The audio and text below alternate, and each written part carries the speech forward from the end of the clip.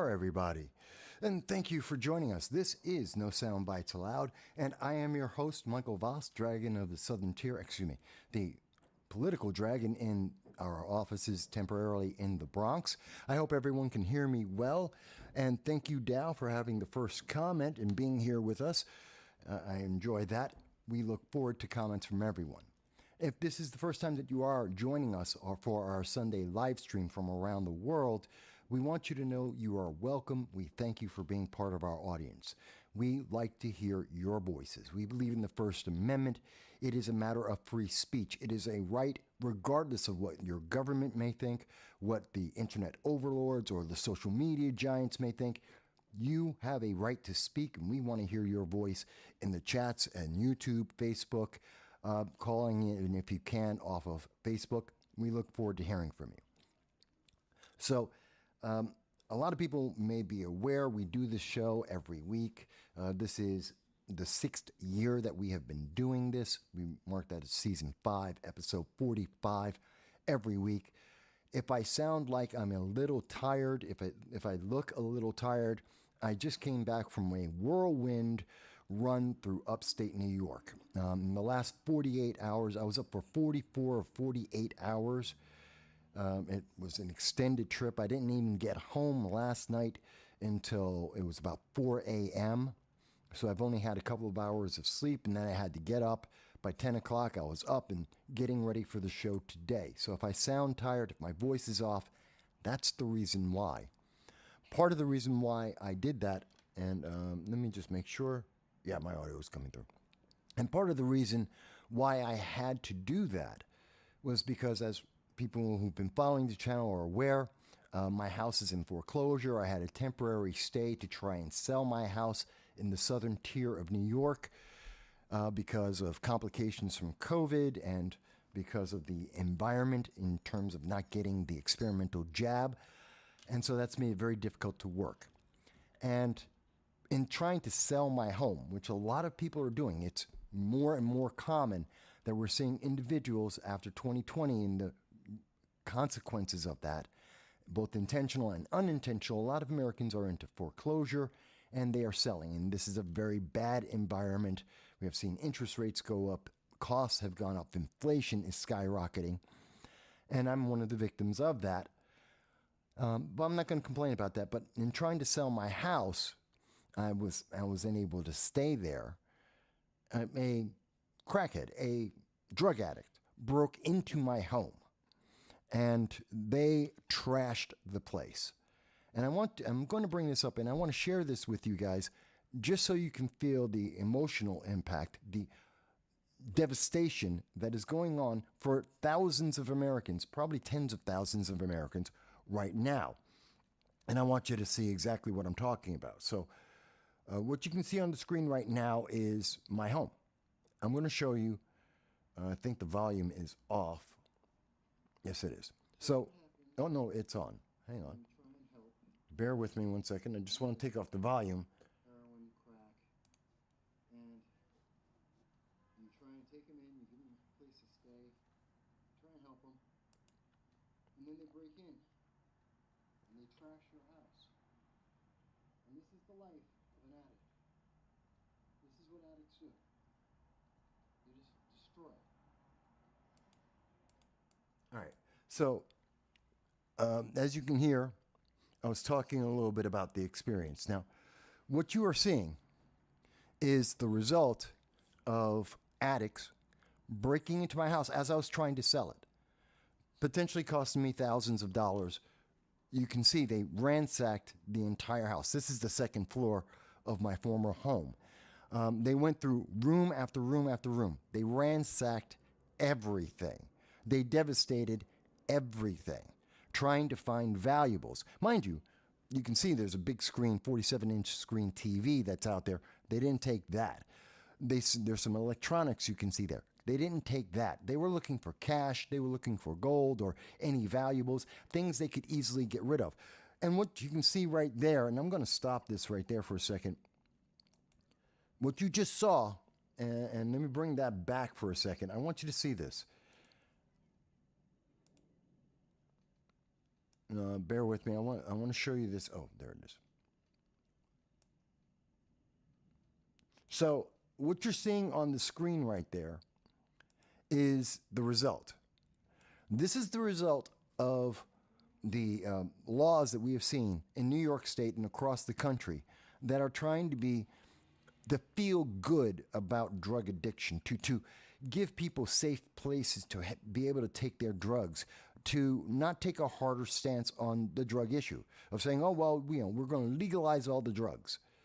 And what you see is addicts don't care. The addict that broke into my home, I am 99% sure I know exactly who it was. I know who the guy was. It was someone who I had at first brought into my home because they were trying, at least they stated, they wanted to try and clean up. They wanted to get better. And they were able to stay at my home for a short while until I was able to determine they weren't trying to get clean. They just needed a place that was safe for them. And so I kicked him out of the house. When he found out I wasn't there, he broke back in. He rummaged through everything that I had left behind and destroyed it, potentially stopping me from being able to sell my house over the last 6 months. And he used it as a place to be able to get high without any regard. And it isn't just that he did this. It's also the destruction that he did throughout the rest of the house. Let me try and make this clear. Addicts don't care. They just want to get high. And we have to recognize that. We can't help addicts that don't want to help themselves. And as much as we hear people say, oh, but you want to feel good. You want to feel good trying to help them, to give them a safe space. That's not helping them. That's enabling them. And I've learned this lesson firsthand. They will take advantage of everyone and every opportunity because they're more concerned about getting high than they are about taking the help to improve their lives. It's a lesson I personally learned, and it had an emotional cost to me. It had a monetary cost to me. And I do want to give out thanks to some of our audience members here and friends of mine in the Southern Tier, in particular Jason from Bing. I want to say to the family of Mr. and Mrs. Grimm. I want to say to the Baker family. They did an amazing job yesterday coming to my aid and helping me as I went up to Binghamton and spent 12 hours just, giving away every possession I had for the last 20 years. Literally, tens of thousands of dollars in terms of furniture, in terms of electronics, in terms of everything. I gave it away. In fact, some of it's sitting in the yard in front of my home. People are taking it as they want because I have to sell the house. And they were there for me both through that emotional devastation and the devastation of having addicts take advantage of my goodwill, my help for years to help them try and get clean. It was just devastating. I can't even speak to how that was. But I'm bringing that up to let you know. Our answer in terms of drug, in terms of opioids, in terms of fentanyl, in terms of heroin, the solution isn't just legalizing drugs. That doesn't help the addict. That doesn't help our society or our communities. We have to have a better answer. We really need to take a strong stance on this because addicts will take advantage of everyone and every opportunity. And they don't care about the devastation they make. If you want to see if there is any answer, think of this. For anyone who's on drugs right now or knows someone that's on drugs, that's your life. Breaking into houses, people's lives, destroying their memories of 2 decades, destroying their livelihood just so you can get high. Hiding from the police, hiding from the homeowners, destroying everything that you are touching just to get high. That is what it is to be an addict. That's the only thing they care about. And they will destroy everything, including everyone trying to help them, just so they can get high. I cannot give you a better reason not to get high. No one should have to live like this. No one should be living in a house because it's abandoned or no one is there, or breaking into someone's property just so they can get high. You shouldn't have to rummage through people's lives and destroy their memories just to get high. That's not a life I would wish on anyone. I have no love of crack addicts. I have no love of drug addicts or drug dealers, and I believe in harsh penalties for them because of the destruction they cause. And for everyone who tells me, well, drug addiction, it's not harming others. Yes, it is. This is harming me. That drug addict harmed me monetarily, emotionally. It had massive devastation and consequences. To say that drugs don't hurt anyone but the addict is a lie. It hurts the community. It hurts individuals. We have to recognize that. And the feel-good progressive ideology, and even many libertarians will say, well, it's a harmless event. That's not true. It's never been true. And the more that we take this attitude that, no, it's just the addict, they're the only ones, it doesn't harm anyone else, it doesn't have an impact, and we should just legalize that, you're wrong. That's my personal opinion. You may disagree with me, and it's perfectly fine for anyone in the audience to say, Mike, but I don't agree with that. I think there's a different way. That's fine. We can have that conversation. But I've seen this multiple times, and I don't wish this on anyone. I don't wish the crack addict, the heroin addict that broke into my home, destroyed my memories, destroyed my property, and negatively impacted my monetary future and destroyed my past. I don't wish him ill.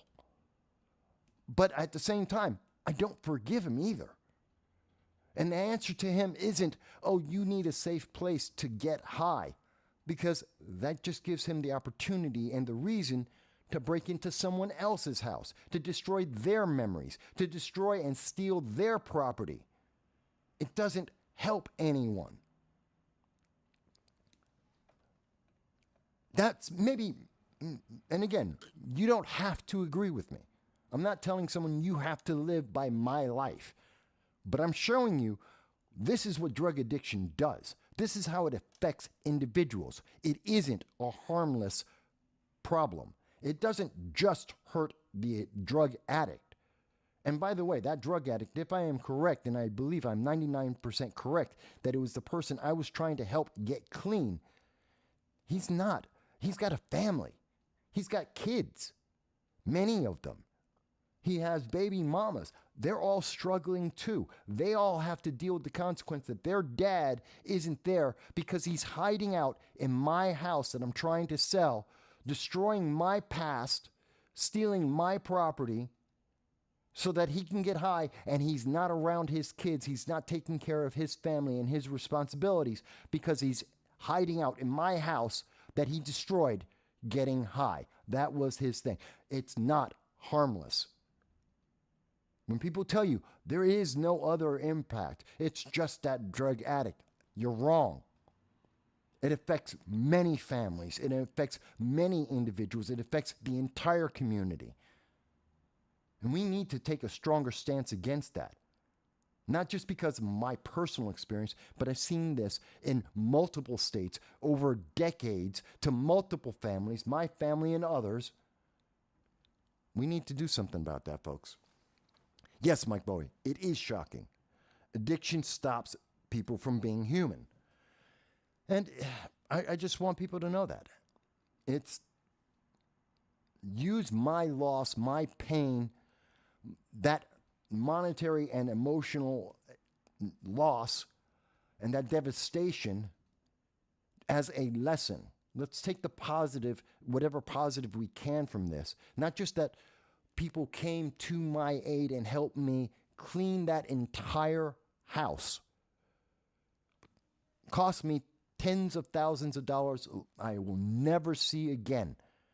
Giving away all my furniture, all my electronics, giving away my life. That's one thing. But let's take the positive. This is the reality of what drug addiction does. This is how it harms everyone in the community. That's real world. It's not a political slogan. It's not left or right. It's an absolute empirical fact. And I want you to learn from that. Don't go down the path of drug addiction. It's not worth it. That's not a life I would wish on anyone.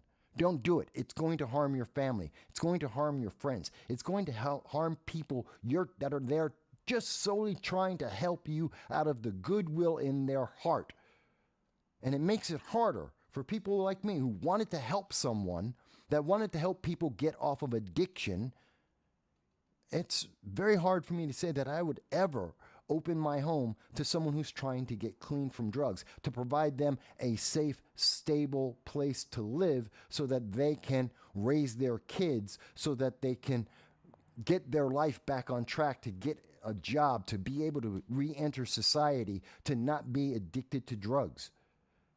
I don't know that I would do it again. This isn't the first time that I've seen addicts abuse the good kindness of my heart. It makes my heart harder and colder, and it makes me less likely to ever want to help them again. I've learned this lesson more than once. I don't know that I'll do it again. I'm being honest with you, folks. The cost, emotionally, monetarily, physically, to me and my community and my friends and family, it's too high. It costs too much. That's the reality. And the progressive, it's a wonderful rainbow, put on the rose-colored glasses, it'll be okay, is a lie. It's just a lie. But, you know, I wanted to share that. And please share that message. Share this beginning of the show with people, especially those who are addicted, and point this out. People who are just getting into drugs, kids who are thinking about drugs, show them that's their life. Running from apartment to apartment, house to house, hiding out, breaking and entering, committing crime after crime, just so they can get high. Destroying everyone who would be there and help them. Destroying their friends, their families, their own children. Destroying lives left and right just to get high. Show them the reality that it's not going to hurt just one person. It's going to hurt everyone. And their life is going to be miserable. It's miserable. I have to imagine this guy was cowering in fear for every second that I might show up, and he knew and knows. I am definitely a supporter of the Second Amendment, that I take it very strongly, the castle doctrine, that if I came to my home and I suddenly found someone destroying my home, rummaging through my memories, destroying my memories and my property and my monetary value, and I confront that person, would I defend my home? Yes, in a heartbeat. And that means his life is in danger. For every second that he was here, for every second that he was getting high. No one should have to live with that fear. Why do that to yourself? That's the reality. That's the truth. That's the fact. And it's documented. I don't care if you're left or right. I don't care what your personal views are. That's the facts. That's the reality. That's the fear that the drug addicts have to live with. That's the devastation that communities have to live with. Do I have to take that drug addict's life because I walked into my own home and here they are destroying my property, my money, my past, my future? They're destroying everything, and maybe in their crazed, drug-fueled mind, they come and confront me, either because of fear or because of whatever else is going on in their brain at that moment, and I have to decide, do I have to shoot this person? Do I have to kill this person? Should I? It's a question we need to really deal with.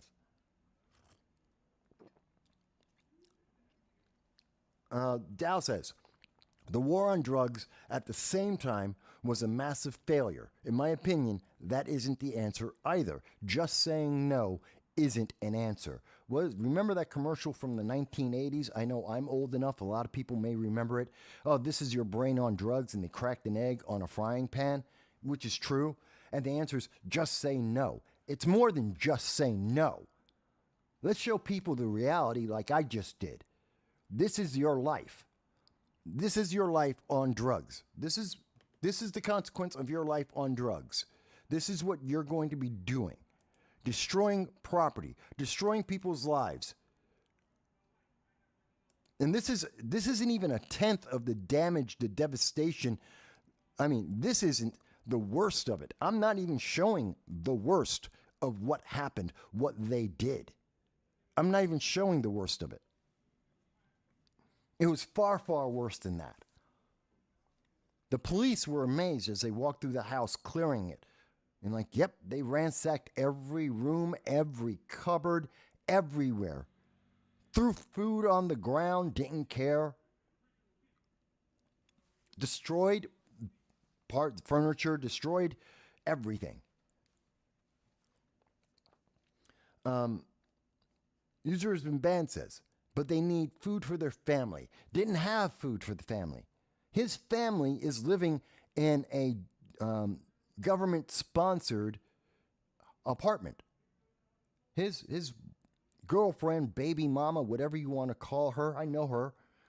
She's living with his two of his kids. His ex-wife has those kids, but his most recent baby mama, his most recent two children that I'm aware of, might even have more.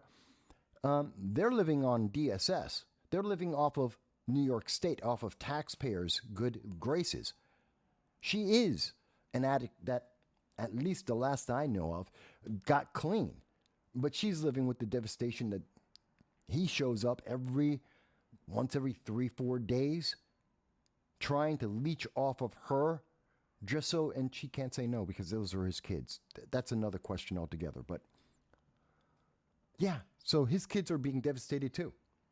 So he can't even say, oh, but he needs food for the family. Then why'd you take my food? And mind you, I donated yesterday 50 to 100 pounds of food, cans, that he didn't open. There was canned food there. Could have opened it, could have cooked, didn't. No, he just threw food as he was ransacking the place, trying to find something he could sell. So it wasn't even like, oh, he was hungry. No, he wasn't. No. The food on the floor, just randomly throughout the house, food that he just tossed left and right. No, he wasn't hungry.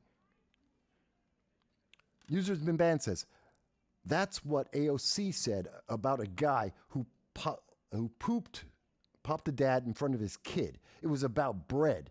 That's wrong. That's AOC, that's the progressives trying to say, no, you just don't understand. Yes, I do. So do thousands, hundreds of thousands of families and individuals around America who know an addict, who have seen what addicts have done, who have lived through the aftermath. They want to say, oh, but it's just because they were hungry. No, it's not. Dow says some non-perishables were still in the pantry. So that shoots down the no food. Yeah, there was about 50 to 100 pounds of food. Not just canned food. There was also noodles and mac and cheese. There was food. He didn't care. So I'm hitting people with the reality and a hard dose of it. And yeah, it's a window into the harshness, the difficulties I've had over the last 2-3 years now. But I'm trying to use it as a life lesson. Something that I know a lot of people weren't expecting. But this is my answer. This is my reasoning. This is my conclusion about the whole issue of legalizing drugs. Don't do it. You're not helping anyone. Safe spaces, safe injection spaces, taxpayer-funded areas where heroin addicts can get high. Yeah, no, I'm against it. Not just because of this incident, but many, many others. Yeah, it doesn't help. You're not helping anyone. You're enabling them. You're continuing to allow the devastation to go forward. Narcan. Oh, no, I'm sorry. You don't get Narcan. It's not something that we should make easily available. I know there's an initiative in New York State and several states that Narcan should be sold over the counter, that people should be able to have it so that, they can deal with these No. If you OD because you're a heroin addict, you're into fentanyl or whatever the drug, and you die, that's a consequence of your choice. You die. Many people will say, Mike, that's harsh, that's unfair, and I understand that. I can respect that that's your point of view. But they made a choice. There are consequences for that. Don't use my taxes to bring them back just so they can go back out and do it again. Because addicts, when they are brought back with Narcan, don't stop being addicts. They just continue to be an addict with the assurance in the back of their mind, oh, but they'll just bring me back to life. We're taking away the consequence. The thing that might shock another addict in seeing that dead body and saying, I don't want to die next. You're taking that away from them. You're taking away the fear of dying, the consequence of being an addict. You're taking it away. Narcan isn't a solution. It's a way for progressives and many good people to feel good about themselves. I did something. I helped save that life. No, you didn't. That life is still addicted to drugs. That life is still a slave to that addiction. That life is still going around getting high, destroying property, destroying communities, destroying families. You haven't helped anyone. You just feel good as you turn your eyes away and stop thinking about it. That person's been saved. No, they haven't been saved. That addiction has been saved. That person is still an addict. Users Ben Band says, it's so much worse now. People get pot that has fentanyl in it now. But if the border was secure, well, that's one of the answers. I mean, part of the answer is, yeah, we need secure borders. Make it harder for drugs to get into the nation. Yes, we want people, we tell the kids, just say no. Take away the availability. Make it scarce. Make it hard. Make it hard to become an addict. Let's deal with all the other things. Let's get people to have jobs, good jobs, not just tech jobs, because a lot of people aren't good at tech. How about more carpenters, more electricians, more machinists? I've said this for decades. We need this desperately in America. We need people who can build things, who can fix things. Not everyone should be knowing how to code. Not everyone should do that. Some people should be working manual labor, physical labor, skilled labor. It's not a negative to say that. And God help you. Electricians, carpenters make tons of money. Plumbers make tons of money. They make quarters of millions of dollars a year. They're rich, six-figure incomes. They work hard. They get paid well. Let's encourage that a little bit more. Because not everyone needs to go to college. And college, even Bill Maher will tell you, colleges don't teach people how to be better people. They indoctrinate people to be better progressives. Not the same thing. That's not just me saying it. That's 2 weeks ago, Bill Maher on his program on HBO. He will tell you himself. And he is a Harvard graduate. He went to the Ivy Leagues. He knows the Ivy Leagues. He's done comedy shows and talks about politics at these Ivy Leagues, at our colleges. He knows firsthand. And he will tell you directly, the left will tell you directly, it's about indoctrination.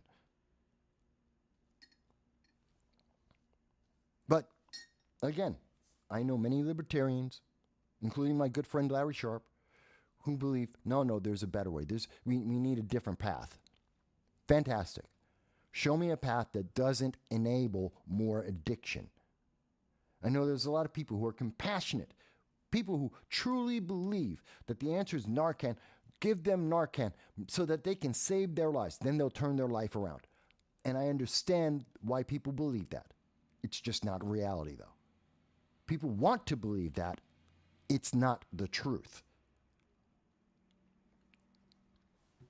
Oh.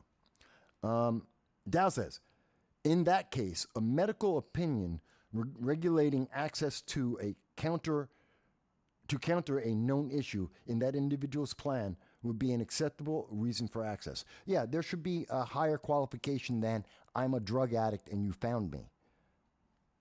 We need more of a reason for someone to get Narcan. It's not enough to just say, well, they're a human being and so they should just live. I'm sorry. That's not an answer.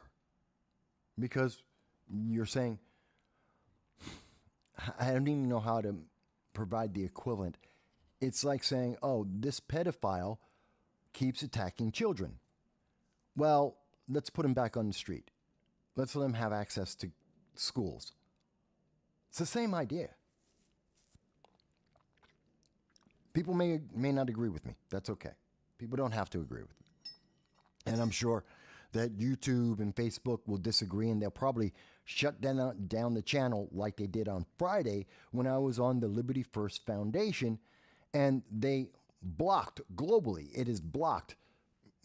Friday's live stream with the Liberty First Foundation, they just removed that from anyone in the world being able to see it. They didn't just do that, by the way, though.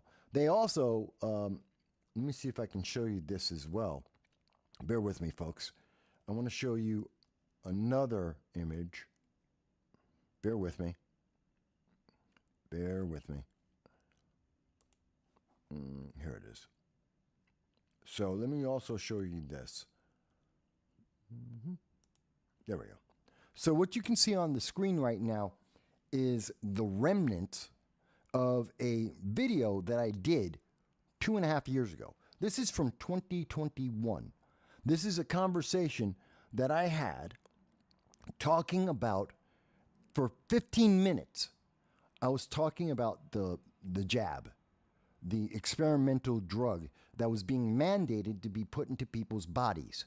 And I was talking about data from the WHO, the CDC. I was talking about doctors around the world talking about side effects that exist. We know this for a fact today. It is now acknowledged today that side effects exist. I said it in 2021. I cited the sources of where I was getting that information from. And YouTube decided in their own purview, oh, you can't say that. You can't say. They waited 2.5 years to pull that video. Because when you say an unapproved message, something that will not help Democrats get reelected in 2024, well, that has to be removed, especially when the White House can now legally contact and have a conversation with YouTube, with Twitter, with Facebook, and say, we don't want anyone talking about the effectiveness of the pandemic medications, the vaccine. You can't talk about that. We don't want anyone to have that conversation. And videos that questioned the effectiveness, well, guess what? They have to be removed. They're medically dangerous. I am not a doctor. I'm not giving medical advice. I'm not a scientist. I'm not trying to give scientific advice. But I can read a report from doctors, credible doctors across the world. I can read English. I have an education. I can read the scientific data that is showing us that every drug that has ever been made by man has a side effect. All of them. Some of those side effects are very detrimental. Some of them are very negative. In some cases, they can cause death. We know this for many medications that are in the world today. This is just one more medication. This is just one more negative side effect. To say that in 2021 or in 2023 or at any point in the history of mankind is just talking about the science, just talking about reality. But we're being censored and we're being suppressed because I'm not supposed to tell you that legalizing drugs will not lower the amount of drugs. Narcan will not lower the number of addicts. And just saying that this medication is good politically doesn't make it actually good for you. That's just fact. That's the scientific data. Whether YouTube likes it or not, whether the 2024 elections, the candidates, whether they like it or not, that's the scientific fact. Let me see. So Dow says, drug use needs to be addressed on a cultural level. more than just saying no, different from banning the substance. It's ironic, actually. The drug bans were so successful, just like they think a gun ban would be. Again, exactly. But look at what the culture says today. How many movies, how many TV shows, how many cartoons, how many music videos do we see that drug culture, active use of drugs, is considered a good thing? That it's acceptable, that it's okay. We need to address this. It is destroying our nation from the inside. It is a rot on top of many other factors. And we see, how often is it that the left especially will just say, well, this is okay because politically it helps them. People like to get high. Let's legalize marijuana. See, we're the guys who legalize marijuana. You get to be high all day long, 24/7, anywhere you want to be, like in New York or in California or in Oregon or Colorado. Yeah, you can be high all the time. By the way, they ignore, but driving while high and causing car accidents has increased exponentially. But we don't want to talk about that. At least 300% in Colorado alone. They don't want to talk about that. They don't want to talk about the negative consequences of addiction. They don't want to talk about that. Let me see. DH. Hello, DH. I'm not sure that we've had you on the channel before. Thank you for being part of the audience. Thank you for being part of the conversation. DH says, irresponsibility of people that couldn't care less about whether a person lives or dies from a disease that right-wingers politicized is disgraceful. No responsible company wants to help you, not just YouTube. Well, yeah, that is a problem. And I agree with you. There is a conversation that we need to have about what was promised to us and what the reality is. You know, Joe Biden, his conversations in 2021, 2022, proclaiming that this is a miracle cure. This is what he said. He said, it was stated by Joe Biden multiple times, that if you received the experimental medication, that you would be immune from being able to contract the pandemic, that you would have you would suffer less severe consequences, that if you were to get it at all, and you would not be able to transmit it. None of those things are true. Not one is true. That is factual. That is factual. We have heard from Pfizer. We have heard from Monsanto. We have heard from all of the pharmaceutical companies. It's not true. Never was true. Not once. But Joe Biden's statements are still up on YouTube. They're still up on Google. You can still find them. But anyone questioning that, yeah, that gets suppressed. This channel has been suppressed because of that. User has been banned says, you see 8-year-olds singing gangster rap. And they've been doing that since 1992. And there have been movements since 1992 saying that gangster rap, which is now considered the mainstream, the regular form of rap music, is detrimental to the community, the black community, and to the society as a whole. And I agree with it. This isn't a new conversation. It's not new. But you know, a lot of people don't like it because it's an uncomfortable conversation. Dow says, haven't checked. Have they finally applied secondhand smoke laws to marijuana legislation? No. DH, in 1992, before 1992, just to clarify for those who may be a little bit younger in my audience, before 1992, there were multiple forms of rap music. We had people like Heavy D. We had people like KC1? KF1? We had a wide berth of different types. We had political rap. We had rap music that was just fun and about parties and very light. And then we got gangster rap, NWA. and that movement. And we saw that once NWA came out with what was called gangster rap at the time, which is what we see today, that is the main form of rap music today, is styled after NWA, then that became the mainstream. All other forms of rap music, they stopped getting contracts. They stopped getting their albums made. New artists stopped that, and the old artists, they just get made less and less albums. The music industry moved towards gangster rap. They promoted it massively. So we saw more and more artists like that, and that's where we get to today, where it's just called rap music. It's not called gangster rap music anymore because that's it. We don't hear about political rap songs anymore. We don't hear about Young MC and those fun rap songs anymore. We don't hear about any other form of rap music. And again, there were at least 4 or 5 different genres of rap music before 1992, and we have one form of rap music predominant after 1992. That's why it's called gangster rap.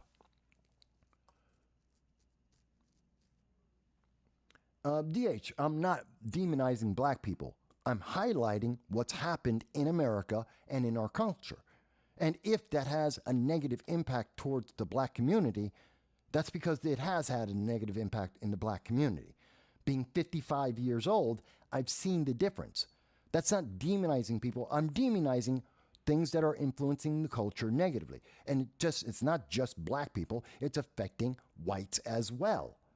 When I say gangster rap is negative to America, it's not, I didn't say black people, I said everyone.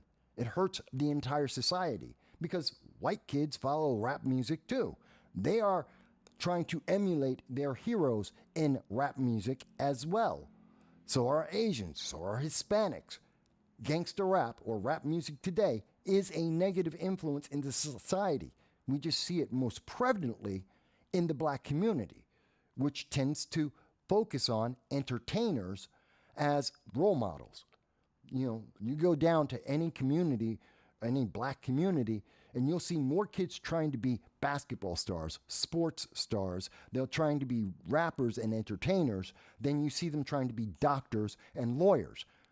That's just the numbers. Go to any high school in America where you're in an impoverished, in fact, it's not just black people. Go to any impoverished community in America and you ask the kids, what do you want to be? They'll tell you a rapper, an entertainer. They'll tell you that they want to be on a sports team. They won't tell you that they want to be doctors and electricians and carpenters. That's not what they want. And if that happens to emphasize one or two communities, Hispanic, black, I don't care, well, that's just the reality. I don't hide from the reality just because it's unpleasant. And that's the thing. It's not racist to point out the facts. And the evidence is there in front of us. We don't have to like it, but we can't hide from it. And if you disagree with me, that's fine. But what I'm talking about is empirically correct. You can feel however you wish about it, DH. And I'm not faulting you for having whatever feeling you want. In fact, you can have whatever conclusion you want. But that doesn't take away from the reality of what I've highlighted. Hey, John Cordisco, good to see that you're here with us as well.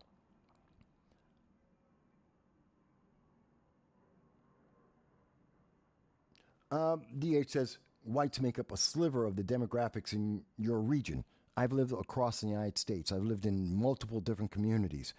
Some with Hispanics, some with blacks, some with whites. I'm in the Bronx right now. New York is the most multicultural, diversified city in the world. I don't care. The impact is still the same. And it's poor people. And if you want to go inside the demographics of which segments of the poor people, well, blacks are more negatively impacted by rap music and the emphasis towards entertainment than other communities. That's just a fact. Users in band likes jazz music. I do too.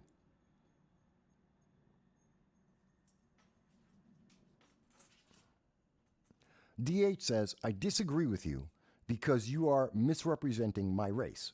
What race? Are you saying that I'm not black?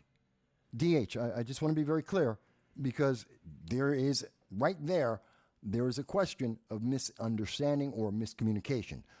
You said you disagree with me because you're saying I misrepresent your race. Are you then therefore implying, and I haven't read the rest of the comment, that I'm not black? Are you saying that I'm not Hispanic? Are you saying that my views as a black Hispanic who has lived in New York City all of my growing up until I was 18, I've lived in LA, I've lived across this country, I've lived around the world. Are you saying that my views, that somehow I can't tell you the perspective of what I have seen, what my friends have lived through? Are you saying that I'm no longer black? Because that's a very dangerous kind of statement. Not dangerous as in dangerous to me. It's a dangerous in we're nullifying voices just because we don't like what that voice says. That's dangerous. Because I don't do that to you. I wouldn't do it to anyone else. Let me go on.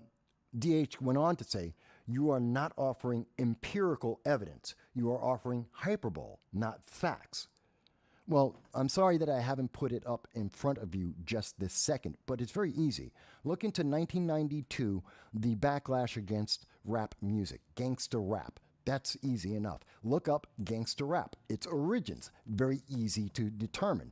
Look at the top 10 list of music in 1986, 1987, 1990. You can look at, and again, empirically, you can ask, and there have been polls that have been done on this, about what students want to be. What are their future goals? And we see in the more impoverished neighborhoods, they want to be entertainers, not doctors, and not, and we've seen this in the black community, especially. There is a move in the culture not to emphasize higher education, but to emphasize crime and quick money. That's just empirically true. There have been studies done on this for decades. You may not like that, and just because I'm not quoting each and every one of them, because I have other issues I was going to talk about today, doesn't mean that they're not true. You don't like it. I understand that. You don't have to. That doesn't mean it's wrong.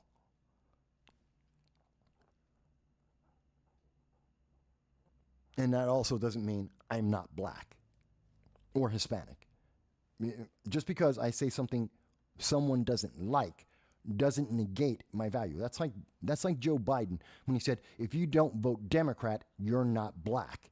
You cannot nullify my birthright because it's not politically advantageous or it doesn't fill a checkbox that someone has designed and said, well, that's where you belong. I'm not a checkbox. I'm an individual. I have individual experiences. I read the data. I've been alive for half a century. You know what? I don't have to agree. And neither a political organization nor an individual can somehow take away who I intrinsically and empirically am. I am black and Hispanic. Whether people like it or not doesn't matter. I am a Republican conservative by choice. If people don't like it, that doesn't matter. They don't get to have a choice on these things. This is who I am by birth and by choice. And I don't tell other people that they can't be or that they must be progressive or Democrat or Libertarian or Green Party. I don't tell people that you have been assigned this or that role because of your gender, your sex, your sexual preference, the color of your skin, your religion, I don't believe in any of that. You're not check boxes. You're an individual. You have a choice. There are trends that people tend to have, but that doesn't mean you can't be different or have a different opinion. I respect that. And for people who have an opinion that doesn't match the mainstream, doesn't mean they're wrong or that they're evil or that they're doing anything negative for highlighting their experiences and data that is out there and having a conversation about it. Some people may not like it. That doesn't invalidate it. So again, I'm not picking on you, DH. I'm picking on that argument. I want to be very clear about that. I'm not picking on you. I'm picking on that argument because I've heard that argument for decades now. Well over 3 decades, 4 decades of my life, I have been hearing these arguments, and they aren't real. They're manufactured to silence people. They're manufactured to say, you can't talk about that. It's like the arguments that have been made over the last 10, 15 years about enabling drug use or mandating medications onto people. You can't do that.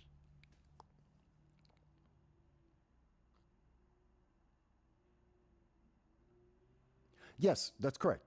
Being black is not the crux of the issues. DH mentions being black isn't the crux of the issues that I purport. Being poor is. Yes, I think that's the bigger issue, and I think that's the bigger motivator, the bigger factor involved, not someone's color of skin, not their sex or gender.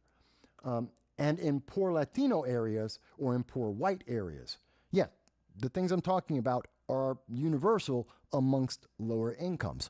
Absolutely.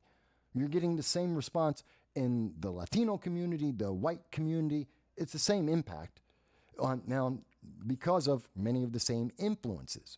Absolutely.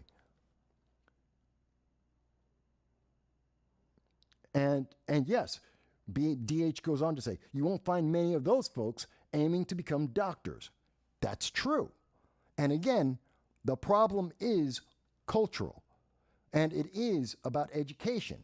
And it's about the emphasis in our society saying go for the quick money, go for crime. We've seen it. Same thing with gangster movies. I don't like gangster movies for the same reason.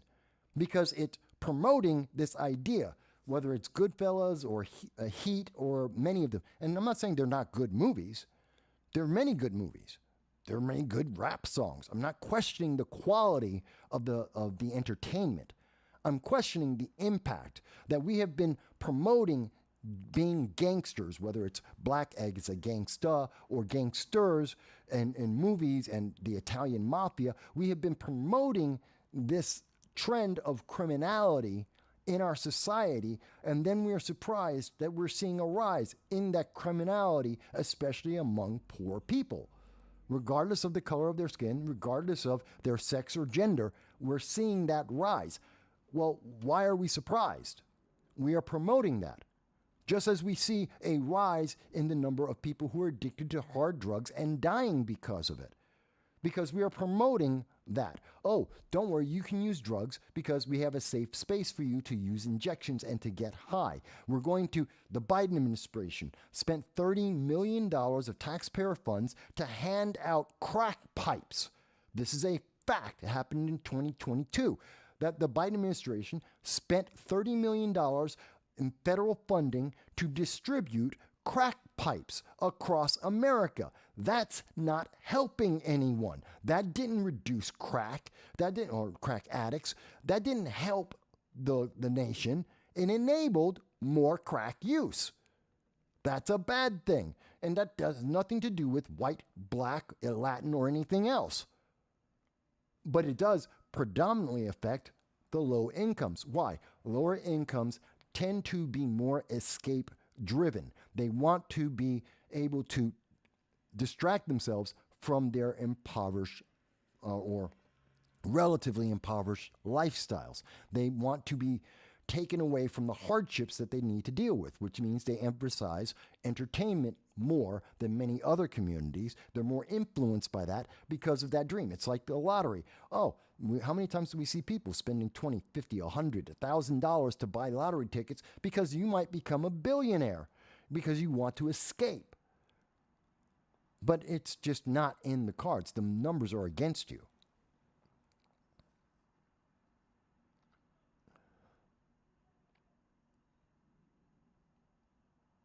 DH goes on to say, when it is a poor black person, anything that they would aspire to can give them a way out of poverty is demonized. No, I did not demonize people becoming doctors or lawyers or carpenters or electricians or machinists. And in fact, I didn't demonize people who do coding or tech or political avenues. I haven't demonized anything. I said there's a preference and there's an emphasis and there is a demand. And it is a fact that America has a dearth of machinists and electricians and carpenters and plumbers. That is a fact. That is provided by the United States government itself, Bureau of Labor Statistics, the census. We know for a fact we don't have enough of these kind of individuals. And yes, we also have a dearth of doctors. 1.8 million doctors. We're short 1.8 million doctors in the United States. We're short something around 2 million nurses that we need in the United States. These are great things to go for. I have never said that anyone can't be these things. I'm emphasizing that maybe we should be promoting more people going into what we need for our nation, for our infrastructure to be sustained than we have been. But I haven't said, no, just because you're black, you can't do that. I've never said that. You've never heard me say that. Not once.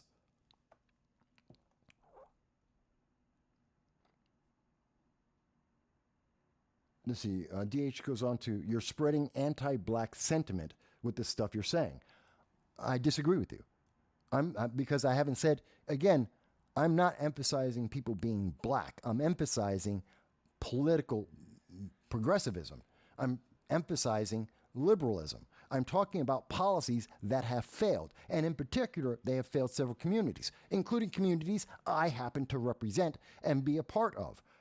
I am a black American. I am a Hispanic American. More importantly, I'm American. So when I speak about what I see in the Bronx, what I see in LA, what I have seen in my times in New Jersey, in Newark, in Middlesex County, in southern tier of New York, yeah, that's my experience. And there is data that goes along with that. Emphasizing the facts is not negative. You know what's negative? Equal Rights Amendment. You know what's a negative? Affirmative action. You know what's a negative? Diversity, equity, and inclusion, and most importantly, equity. That's a negative. That is racist. That promotes racism. That is one of the biggest issues because it divides America into categories, not individuals. It destroys meritocracy and replaces it with some arbitrary political ideology that says, hey, you're just the right color, sex, you're just the right set of check marks, you get the job, whether you can do the job or not, whether you're the most qualified person or not. And it lowers the bar on don't try and be better at things, just be the right combination of check boxes to get the job, to get that future. And we are seeing America suffer from that. If you want to say, Mike, what are you against? I've been very clear about it. I've done almost 2,000 videos. I've written over 2,300 articles. I've gone to colleges speaking about this for 2 decades now. I'm very clear. I'm against equity. I'm in favor of equality. I'm against the predetermination of the outcome. I want equality of the opportunity. It's very simple. And that doesn't matter what color you are, but I think it's especially important for those who happen to be persons of color, if you want to call it that. Americans that have been, or more importantly, Americans that are impoverished. Because education is the way out. I do believe that. DH goes on to say, what are your thoughts on Donald? And by the way, folks, we're going to talk about other things as well. But when I am being engaged and people want to ask questions, I will answer them. Whether you like the answers or not, that's a different question, but I will engage you. This is why we have this program, to have these conversations. And DH goes on, what are your thoughts on Donald Trump leaving the Republican Party despite having tried to steal an American election? First of all, Donald Trump didn't steal or attempted to steal an election. There are legitimate disputes about the 2020 election. We know for a fact that the 2020 election was fortified, according to Newsweek and its report, that there was a cabal, as they called it in Newsweek's article, of a cabal of social media giants, tech giants, politicians, and the news media to fortify the 2020 election. That's a problem. We do know that there were laws that were changed in 2020 illegally that have been since reversed in Pennsylvania, in Wisconsin, in Michigan, even in New York. Many states have reversed the last-minute election law changes. Even last week, we have seen that that individuals in Connecticut, Bridgeport, Connecticut, we know that there's a trial going on right now, and the Democratic Board of Elections representative, an elected official, 20 years on the Board of Elections in Connecticut, and she was accepting and had a policy amongst her peers to accept mail-in ballots that were not signed and were illegal to count. We know that in Bridgeport, Connecticut, the Democratic Board of Board of Elections committee, that they were stuffing ballot boxes in the Democratic primary for the mayoral race for Bridgeport. That is a fact. It's not a question. It's not a dispute. It's in the courts right now. We know there's video evidence of this. We know the testimony of the Democratic Board of Elections employee. We know that she said she's counting ballots that were mail-in ballots that were illegal to be counted. So when you say, oh, Donald Trump, I'm sorry, there's a problem with our election system, and I have a problem with that. And to highlight that there are problems with our election system, and many of those problems were exacerbated in 2020 and since, is not to say that, ooh, this is some kind of conspiracy. It's a fact. That's a logical fact. So, what do I think of Donald Trump? Of the list of all the individuals, Democrat and Republican, that are running in this race, the individual I believe at this time that has the best overall qualifications to be president would be Donald Trump. Not to say that he's perfect, not to say that he has a solution for everything, but yeah, he's the best candidate. And in particular, on one of the issues that I find to be critical, which is foreign policy, which is something that has been underrepresented and underdiscussed in America at this time, who has been the most effective and has the best qualifications in terms of foreign policy. The number one choice would be Donald Trump. The number two choice would be Nikki Haley. That is a fact. I actually did a video ranking all of the candidates, Republican and Democrat, including incumbent Joe Biden, ranking them all on their international policy and effectiveness. So that's the answer there.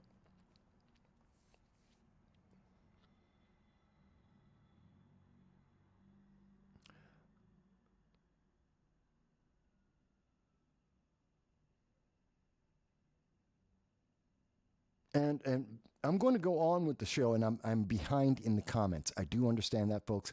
I'm not ignoring anyone's comments, but there's a lot of comments, and I'm not trying to give 30-second sound bites. I'm trying to give legitimate answers and understanding and insight. I'm not telling anyone that you have to agree 100% with anything that I say or any of the conclusions that I have.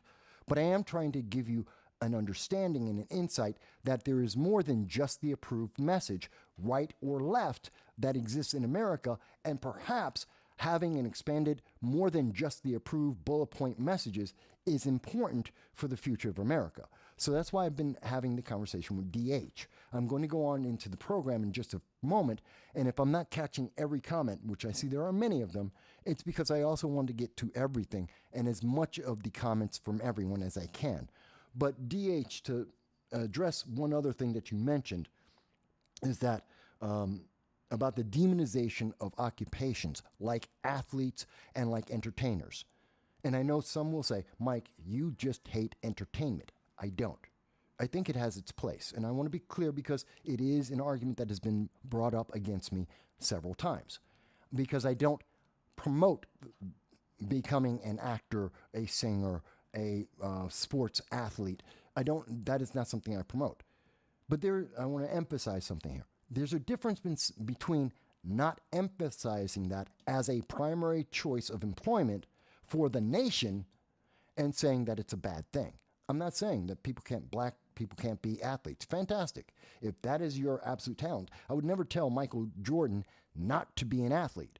But at the same time, I applaud the fact that Michael Jordan also has a degree, that he is a businessman and a successful businessman. On top of that, I would say Tiger Woods, I would never tell Tiger Woods that he shouldn't be playing golf.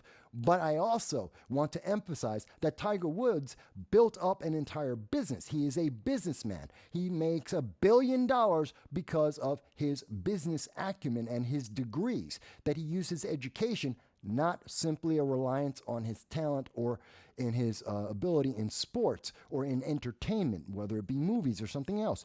Why? Because one, as you get older, you're not going to be an athlete forever. You need something else to rely on. Two, you may get injured. That's the end of your entertainment career. That could be the end of your sports career. Three, because true wealth isn't held by entertainers or by athletes. The true wealth is held by the people who own the businesses that actually do that. You want to have someone to emulate? Go after Sean Combs, Puff Daddy. Guess what? P. Diddy, whatever name he goes by, I don't care. I think that aspect, his persona, in that aspect is stupid. But I respect that he is a solid, successful businessman. Same thing I would say about Ice Cube. Same thing I would say about several of them. They have business acumen. They have businesses that they have built up that they then leverage to do many other things. If we are going to look at these entertainers, look at them beyond just the entertainment. Look at the ones who are successful because they are diversified, they are educated, and they are capable.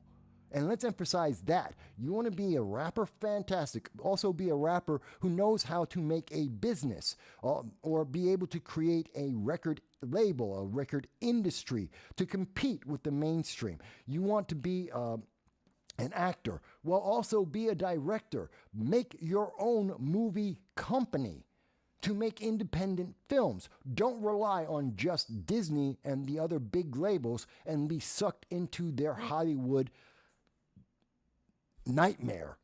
Make your own. You don't have to be part of the system. Go and do it yourself. And I have more respect for you for doing that. I'll take an example of Director X, who is the guy responsible for the Robin Hood, that's Robin with a Y, Robin Hood TV show that's in Canada. It is abysmal. It is a horrible show.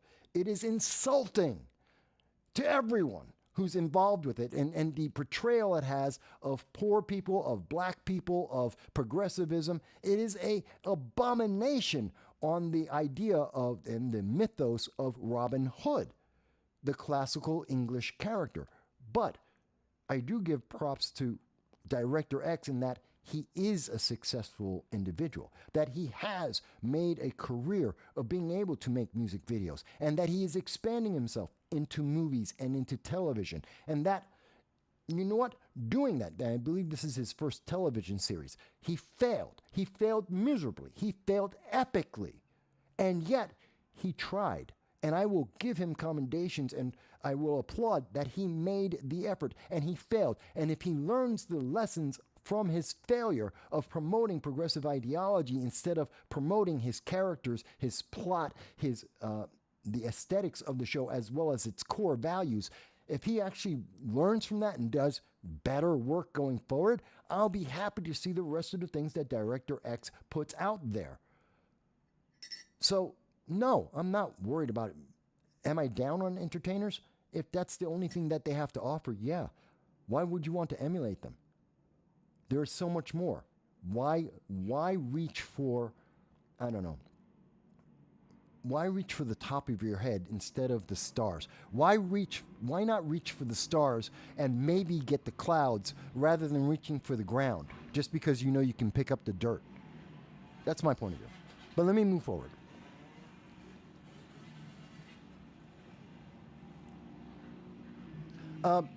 And no, I never said equal rights are negative in the United States. I said equity. Please, if you're going to quote me correctly. I said equity, not equal rights. And I don't believe in the equal rights movement, which is the ERA, and affirmative action. Why? Because they dehumanize. Because they take away agency from individuals and put it in the hands of the government. That's not equality, that's equity. And I don't agree with equity. Let me catch up to some of the other comments.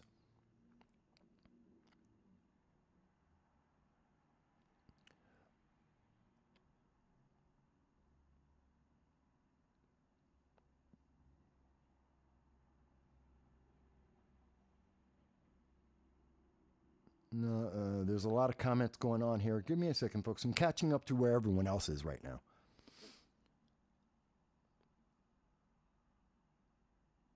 The most recent comment is our intelligence agencies say that the greatest, well, the last two comments. And then I'm going to go on to talk about what's happening with Israel, what's happening with Hamas, what's happening with Cornell University. Let's talk about what's happening with North Korea and Russia. There's an entire show that I'm going to get to, but let me address this. So, DH says, and again, DH, I thank you for having this conversation, for bringing up these many issues on the program, and for challenging me and asking me to clarify myself. I thank you for that because I look forward to that. I don't want anyone to blindly follow this program or to just accept everything I say. I don't ask that. That's why in the description there and on my videos, what do you see? A huge source. Here are all the sources that I am talking about that you can see for yourself. And sometimes when my second screen is working, I'm able to show them as I'm having the conversation. So I do thank you for these conversations. But let me go.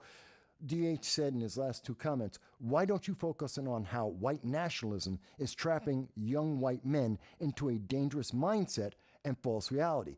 Well, predominantly because white nationalism is actually not significant in the United States. Black nationalism is actually larger than white nationalism in the United States right now. Black supremacy is larger and more active, whether that be in BLM, Antifa, progressive leaders of tomorrow. They're the more preeminent threat. The easier target, and the one that everyone likes to point to, is white nationalism, but that's also poorly defined. What is it? What is it doing? We have very isolated cases of that. We have far more of the Antifa, and that's my bigger problem. Antifa is more of a threat to America right now than white nationalists. That's why I focus on it. And Antifa isn't just black. Antifa is a progressive movement. It is a political movement. If you notice, I really don't talk about black, white, Hispanic. I really don't. Unless people bring it up directly, I generally don't talk about that unless there's a specific reference. I talk about politics and Antifa and progressive leaders of tomorrow, Indivisible New York, the Democratic Socialists of America, progressivism, leftism. That's what I talk about. If people are saying, well, that's about black people or minorities, you're limiting the scope. I'm not. And so DH goes on, leave black people alone. If something I am talking about affects the black community or the white community, Hispanic community, the American community, I'm going to talk about it. Just because it may be distasteful for some people to recognize what is happening, just because it is unpleasant, doesn't mean it doesn't get discussed. In fact, it means maybe we should discuss it. The problem with black-on-black crime, which is responsible for 83% of the homicides of black men in America, is because no one talks about black-on-black crime, because it's distasteful. It is a problem. Whites aren't killing blacks. Blacks are killing blacks in America. That is the largest single category of responsible for the death of black men in America. Other black men. That is a fact that has been true for decades. Not talking about that isn't helping the problem. Just because it's unpleasant to say that in the black community, the biggest danger is other people in the black community isn't negative, it is a reality, and we need to address that.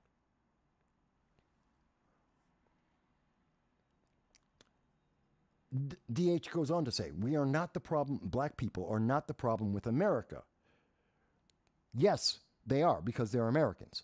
So are white people, so are Hispanics, so are Asians.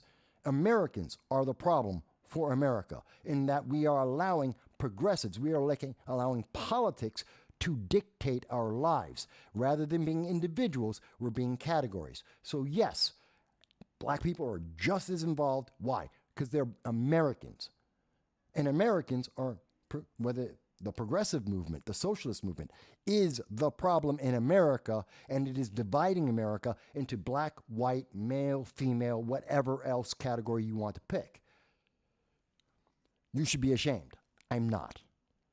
And anyone who wants to tell me how I should feel about my life, my points of view, I'm sorry, I don't care what your feeling is. I don't care how you feel about my feelings. I have my own. I don't need anyone else's. You may be ashamed. I'm not. I'm perfectly happy and very confident in expressing exactly what I think and exactly how I feel. And shame is not one of them.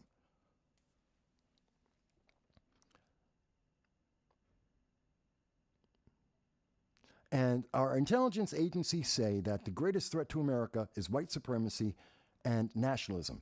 Our intelligence agencies also say that Antifa doesn't exist, even though we have individuals who happen to be white, who have acknowledged and admitted that they're members of Antifa as they commit murder against whites and blacks because they weren't Antifa.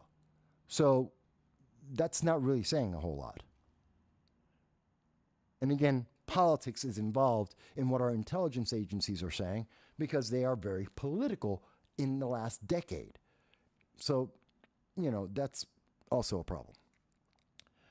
But that being said, again, I am not upset with DH in challenging me on my personal points of view or challenging this channel on the things that we are bringing up to discuss and how it may impact different people.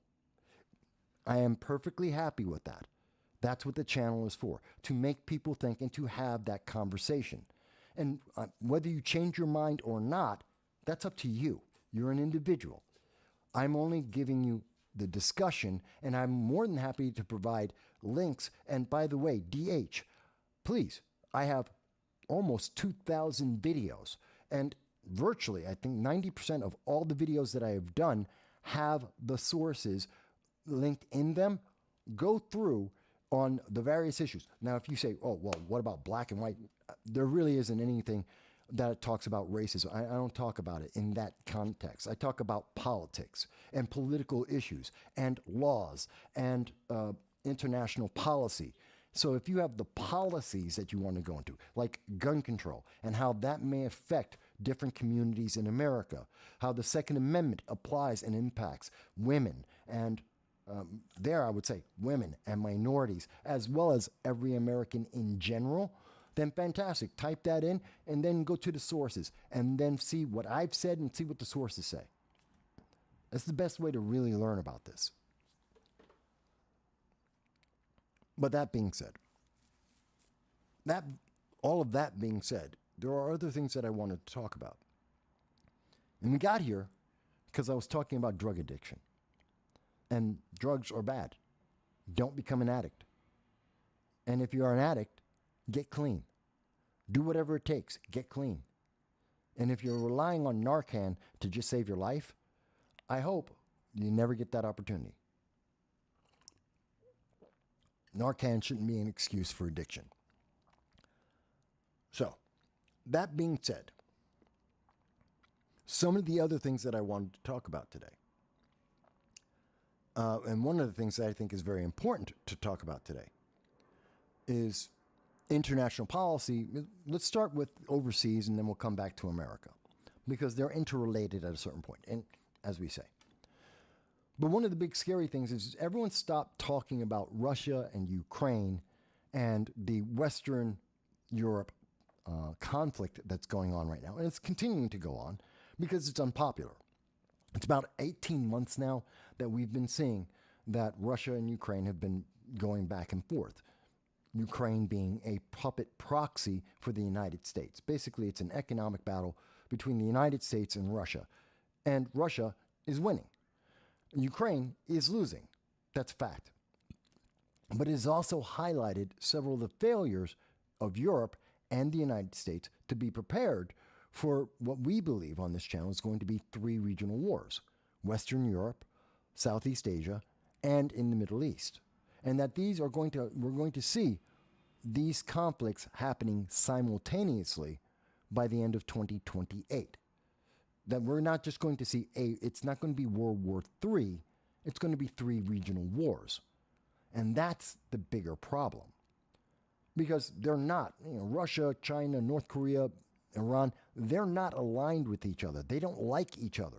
They just happen to hate Europe and the United States a hell of a lot more. So they'll work together to try and take us down and then deal with each other afterwards. And in the focus recently, since October, and actually even before then, we have been seeing less and less discussion about what's happening with Ukraine, what's happening with Russia, especially after we gave the Ukraine tanks, we gave them armored vehicles that were eliminated. About 20% of all the tanks and armored vehicles that were given to Ukraine, Leopard 2 tanks, the M1 Abrams, the Bradley armored vehicles, were all destroyed in 20 minutes. 20% were removed, destroyed from battle in 20 minutes in one battle. There's a problem. And without the continued help of the United States predominantly and the rest of Europe, Russia will win that war. Whether you like Russia or not, and I don't, that's just the reality. They're going to win given time. Russia's going to get the assets, the resources that they want in the Ukraine given time. And this is a battle that isn't going to end next week. Even if it's declared that peace is resolved in the next month, in 2025, it's all over. Don't believe it's over, because this is a war that has been going on since 2013, that we have been seeing skirmishes and battles and individuals fighting on both sides since 2013, since the Crimea was given to Russia under the Obama administration with their help. And we're going to continue to see this. This is a battle that's going to be going on for another 10 years at least. This is like Afghanistan. This is like Iraq. This is a multi-generational battle. It's not going to be over anytime soon.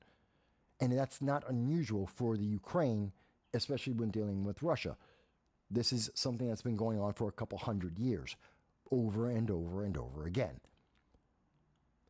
So we need to focus on this. And part of this battle has been an escalation that most people have forgotten about, as we have been focused on trying to decide, do we give F-16s, F-35s, even more tanks, even more armored vehicles? Do we put in troops, even U.S. troops, not as American troops on the ground, but as the fact that we're 80% of NATO, and we're the NATO forces, I should say, and the UN forces are almost all predominantly United States troops. We are the biggest bulk in every single conflict. And should we be having those UN troops, those NATO troops in the Ukraine? That's been the bigger concern. But what's happened as well is that Russia has been escalating and threatening more and more that they're going to use a nuclear weapon. They have moved nuclear weapons into Belarus. Which is another nation that borders with Poland and with the Ukraine, bringing the threat of nuclear weapons more directly into Europe and Germany in particular. And we've seen that the SALT agreements, the nuclear proliferation agreements between the United States and Russia this week were thrown out the window. Russia gave up. Russia said they're not going to be limited in the way that they use nuclear weapons or how many they make or where they put them. That is a massive development that has been underreported by the news media. It came out and blew past people, and everyone stopped talking about it. And now we see that Russia has fired off a ballistic missile, a submarine-launched nuclear missile. They were testing nuclear missiles, very much like what we have seen from North Korea, at a level that we have not seen under any other president. Well, now we're seeing that in Russia, which means that they are displaying an aggressive stance that is willing to take out massive amounts of the world. This is more pressure on Western Europe. This is pressure to end the war in Ukraine, to give Russia everything that it wants, and to embarrass the United States for not being able to, one, win under Ukraine, two, to not be able to continuously support the Ukraine, an ally that we have now claimed in the last 3 years that was never an ally of ours before, and it's a display of power. So it's meant to intimidate the rest of the world to say you have to comply or else. That they are more than willing to use the nuclear weapons, and they have them. I think this is something that we need to talk a lot more about. We're not hearing about it because everyone's now talking about Israel and Hamas because that's the new war and that's the new thing. And actually, we have Americans in Israel that are part of the problem, that are part of the damage.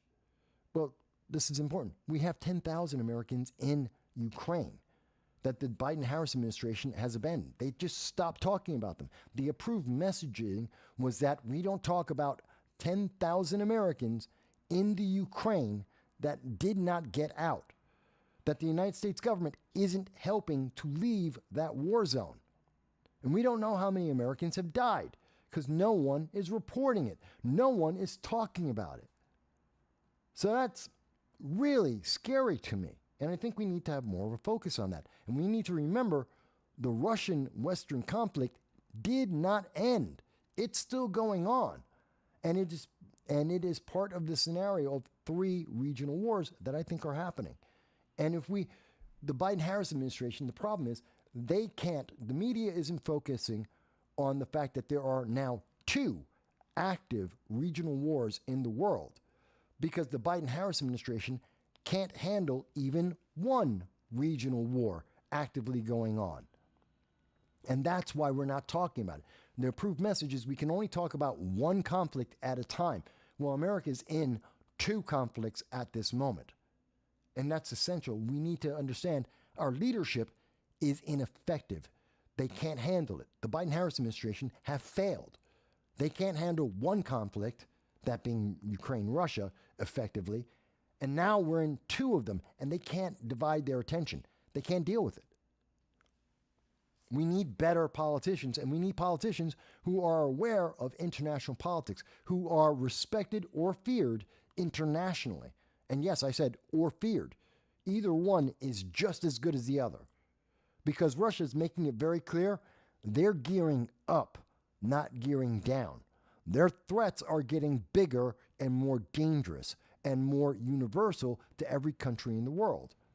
We need to get effective policies and leaders that Putin and Russia and Hamas, Iran and Ayatollah and President Raisi of Iran, that Xi Jinping of China, and Kim Jong-un in North Korea, that they fear. We need to bring the fear of God back into them. And I think that's very important. And we're not having that conversation, even as Russia is now doing what North Korea had done, launching nuclear weapons to let us know we're not safe. And I think the reason why they're not talking about it is they don't want Americans to realize you're not safe. We're not. We cannot withstand all of this that is coming against us. We need to get smarter, and we need to stand stronger because they're sensing weakness, and that's why we're seeing Russia, Ukraine, Iran, North Korea are all coming together. Russia, China. So I wanted to address that a little bit, and that's the nuclear missile that just went off. There is the fact that we should be addressing and understanding that this is a multi-front war, looking at Israel and Hamas in this respect. Russia, China, Iran are all working together to promote Hamas, a terrorist organization, against Israel. And they're doing it very effectively, that they're helping to change the international discussion about what's happening there. Now, I know there's a bunch of people who say, but Mike, Israel's a bad guy. I don't think so. I really don't. And you can say, well, they've gone overboard. It's too excessive. Maybe, maybe not. I don't think so.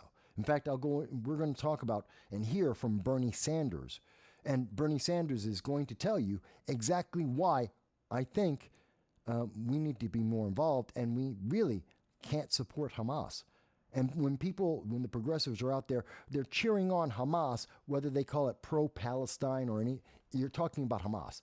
The government of Gaza is Hamas. It is a terrorist organization. That is a fact. It is a clear fact. There is no way around that fact. So if you're supporting this conflict and you're supporting a pro-Palestine movement, you're supporting Hamas. You're supporting terrorism. That is a fact. It is inescapable. But I'm not saying that you can't. I'm just telling you to understand the reality and the consequences of that support. And we see that Russia, China, Iran are all trying to change the conversation, and they're winning. You know what you don't hear anymore? And I highlighted this on the Liberty First Foundation. I talked about this with Larry Sharp a little bit on the program Lunch with Larry. I've talked about what we're seeing is the news media no longer talks about the Americans that are involved in this, why America is involved. Because over 33 Americans were killed by Hamas. That right now, at least 15 Americans have been taken hostage by Hamas. And they are being used as human shields. And they are being tortured, abused, raped at this moment by Hamas. And the news media stopped talking about it. They don't mention it anymore. I believe it was about the last time they really started talking about that was about October 21st. And they stopped talking about anything about these American victims. The Americans' cost. That directly brings us into this conflict. We are in this conflict because our people died. Our people are hostages. Our people are being tortured. But very much like what we see in Afghanistan, where 5,000 Americans were abandoned by the Biden-Harris administration. And in January of 2022, the White House shut off the conversation. It was no longer an approved message or improved content. Social media, in response to the White House, stopped talking about the hostages, the Americans left in Afghanistan. These news media stopped talking about the Americans left in Afghanistan. Why? Because it's going to negatively impact the Democrats winning in 2024 and in 2022. That's a fact. It was a negative because it shows that the Biden-Harris administration, that progressive policies failed unequivocally, empirically, mathematically. They failed. They have not succeeded anywhere in the world or in any of the policy decisions that have been presented to us. And so they stopped talking about it. And that's what we're seeing now in the conflict with Israel and Hamas. Because as we cannot escape, and it is inescapable, but it is something that could be obscured, is the fact that Hamas killed American civilians. Fact, indisputable. It is a fact, indisputable, that Hamas took Americans, innocent American civilians, and made them hostages and are abusing them and using them as human shields, which is a violation of human rights according to the UN. That is a fact. It is inescapable. Why isn't the American government addressing that? Because we are falling into the trap that China, Russia, and Iran have set for us. That they have decided to try and emphasize Hamas as Palestine, to try and separate them, to say, well, there's Hamas and then there's Palestine. No, there's Hamas, which is the government of Gaza, which is all of Palestine that actually truly exists. There is no Palestine, there's Gaza. And that's Hamas. We need to recognize that we are losing this, and that the New York Times, CNN, MSNBC, even Fox News and many on the right have stopped talking about the hostages and the cost to America. The rest of the world is noticing. We have given up on Americans in the Sudan, in Afghanistan, in the Ukraine, and now in Israel. That we just stopped talking about them. They don't exist anymore. And if we're not willing to support our own people, I've been saying this for years now, since September 1st of 2021, I have been saying, if we are not willing to support and protect our own people around the world, how the hell do you think any other nation is going to think we're going to do it? No other nation thinks if we won't support and protect our own people, do you truly believe that we're going to support our allies? Which is why Japan is building the first army since 1945. It's why Japan is spending $500 million to have their troops in place before the end of 2028. It's the reason why South Korea is going to become the fourth largest weapons manufacturer in the world instead of the seventh. It's the reason why Japan right now is in discussions with the Philippines and the South Pacific, nations of the South Pacific, Indonesia, to be able to make a coalition separate of the United States to protect themselves from China, who have promised. It's not even a question. It's not a dispute. It's not conjecture. China has stated unequivocally that they are going to go into Taiwan by force, that they are going to take that island over. It is a question of when, not if. And that threat, if they're going to do that, also involves Southeast China Sea and the nations that are connected to it. Indonesia, Japan, Korea, throughout the Southeast Asia. This is a very real conflict. It's a very real threat. And we're not hearing a word about it coming from the Biden-Harris administration. Because no one fears or respects or even is concerned about the Biden-Harris administration or America under the Biden-Harris administration or under progressives. Because the answer for progressives, if you're talking about RFK, who is very popular right now, RFK's at 22% in the 2024 election as an independent, according to the most recent polling. He is taking votes away from Biden and Trump. He has universal middle of America support. And yet, RFK is an isolationist. Joe Biden and Kamala Harris are more concerned about looking good for the next election than having policy that is effective. That has been the Biden-Harris administration from day one. Every single policy decision they have made has been in efforts to get the next election won, not because of the long-term positive impact on America.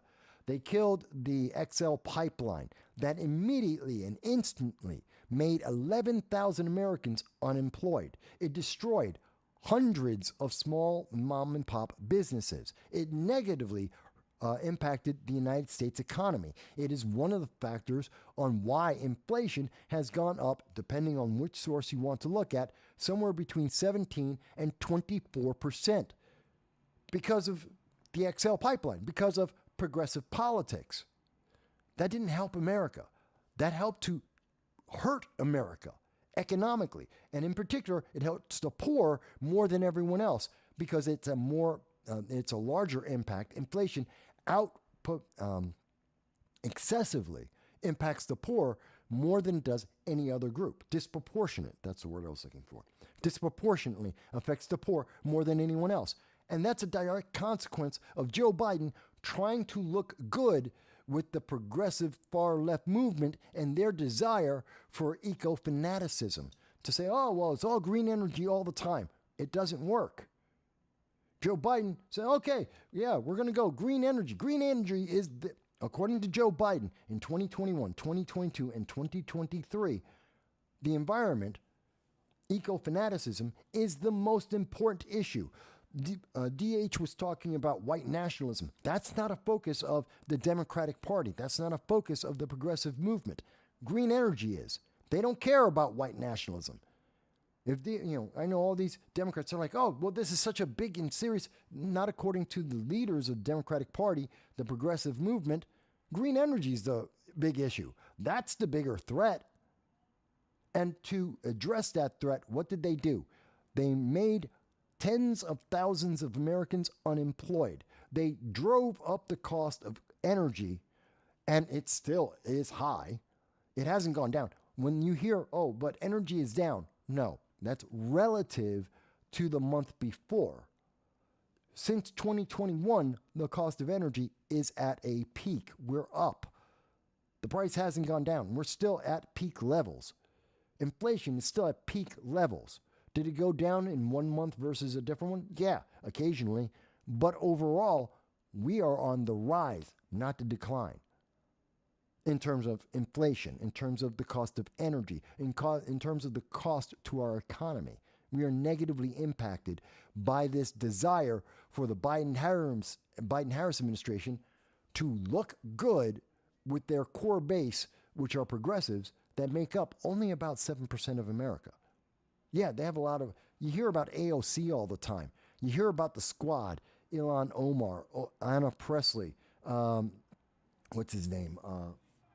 Jamal Bowman, Rashida Tlaib. You hear about these names all the time, Hakeem Jeffries. They only represent 3%, roughly about they represent about 7% of the Democratic Party and about 3% of America in general. They're absolutely small, but they got big voices. And they have a lot of people in the news media and in entertainment that like what they say. And so they get a lot of play. Almost no one in America actually agrees with this. And the majority of Americans don't believe that the biggest threat to America is green energy.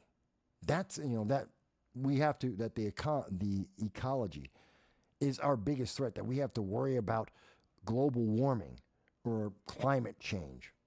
That's not our biggest threat. Hell, Alexandria Ocasio-Cortez doesn't even believe that. If you go back and look at her statements over time, when she said that the world was going to end in 12 years if we didn't do exactly what she wanted, yeah, she followed that up a week later and said, if you actually believe that, you're out of your mind, because she was being facetious. She was exaggerating. It's not true. It's not real. But the media focuses on the first part, not the second part. Did YouTube just drop me? Did YouTube just ban the channel again? God help them. They probably didn't like my conversation with DH. They probably said, oh my God, someone's talking about race. A black man's talking about race. Can't have that happen. He's not saying something that's approved. Oh no. Because it looks like, no, oh, they're still there. Oh, okay. Well, that's funny, Dal, because you're on YouTube right now, and according to the system from YouTube, they're telling me that no one's watching the program, that no one on YouTube is watching the channel, even though, Dal, you're commenting from YouTube. YouTube is saying no one's there. So that's funny. I never know how many people are actually watching the program because the numbers are never accurate, because they don't reflect. YouTube will tell me no one is there. Meanwhile, I'm getting comments. Grace mentions I'm still there. So look at that. I'm getting comments and YouTube saying, no, they don't exist. No one's seeing this. It's really insulting. It's terrible. But it's meant to discourage people. Well, regardless of which server, it should still show that people are watching the live stream. And in fact, they're not reporting that. Ed, hello, Ed. Oh, I'm glad that you're here with us too. Ed's there too. So net, I'm seeing more people. I got according to, whoops. There we go. So again, according to YouTube, none of these people exist, and there's no one on Facebook, but yet I get comments from YouTube and Facebook. It's amazing. So, and by the way, when I was talking about Moscow, about Russia firing a nuclear-capable missile, that comes from the Moscow Times. This is from Moscow itself. That was reported 12 hours ago today, November 5th. And the information, this is from Israeli national news talking about Russia, China, and Iran are supporting Hamas directly and indirectly, both on social media and with cash infusions, so that they will be able to continue to fight. And we know that the rockets that Hamas has used, well over 8,000 rockets that have been used to attack civilians, were all made by Israel. But North Korea is also doing some very interesting things while this is happening. And again, the foreign policy of the United States is so weak, these things are happening because the American people are not being notified, because they are not aware of the issues, and therefore it is getting worse. North Korea, which has fired well over 125 ballistic missiles, rockets, nuclear-capable weapons, ICBMs, they are now closing down their embassies. I want to be very clear. They are going around the world and they are closing their embassies. They are becoming more isolationist, which means there's less conversation capable at the same time that they are building up their military. This is coming from the AP News. Okay, reported by the AP News, North Korea is closing some diplomatic missions, their embassies, in what may be a sign of both economic troubles, but also an increase in their militarization. Because we also know that North Korea has sent over 1 million pounds of ammunition to Russia. North Korea is arming Russia in its fight with North Korea. North Korea is putting in about as much weapons and ammo into Russia, Ukraine, as Europe, all of Europe is putting into there. And that's not counting what Russia's putting in by themselves. They are outperforming, they are logistically, they are overwhelming what Europe and the United States are doing.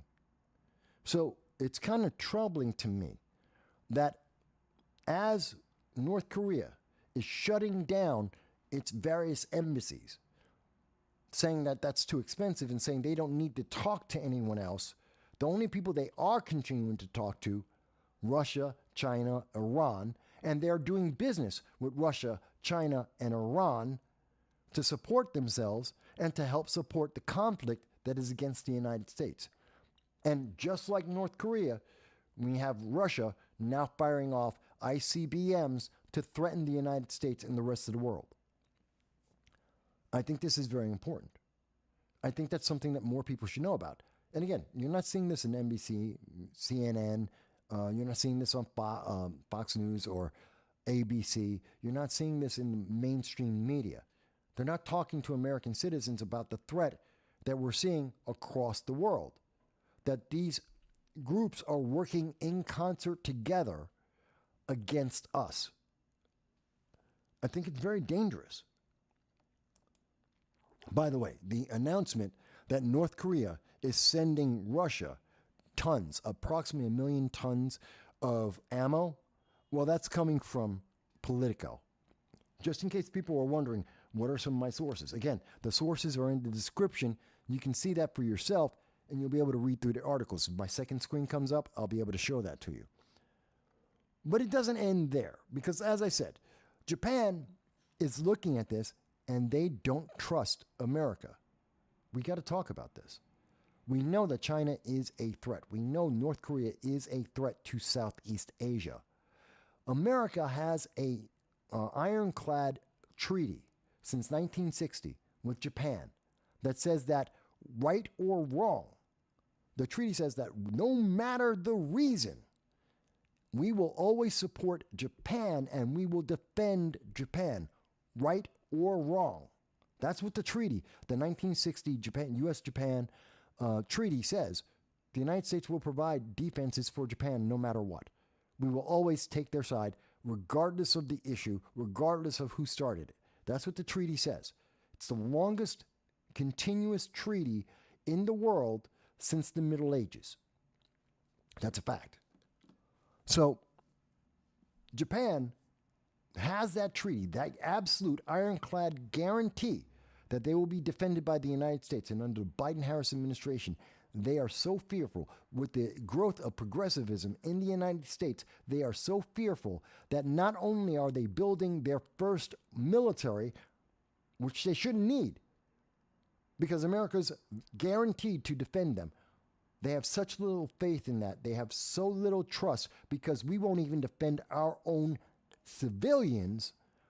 They're building their military, but they're also creating an organization called the OSA, which is an agreement, an association of countries, including Bangladesh, Fiji, Malaysia, and the Philippines, to put together a coalition of nations to be able to defend Southeast Asia from China and North Korea. Not the United States.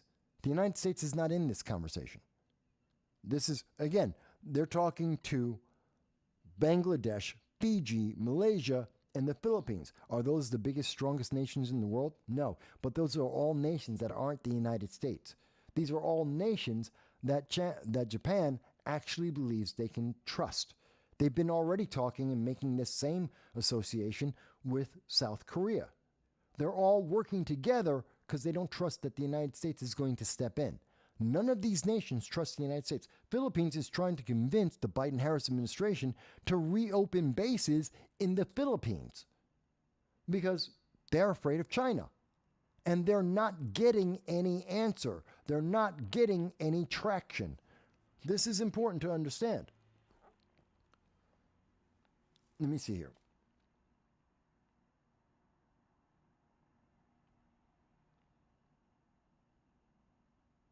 I'm just checking on the comments here. 1 second, folks.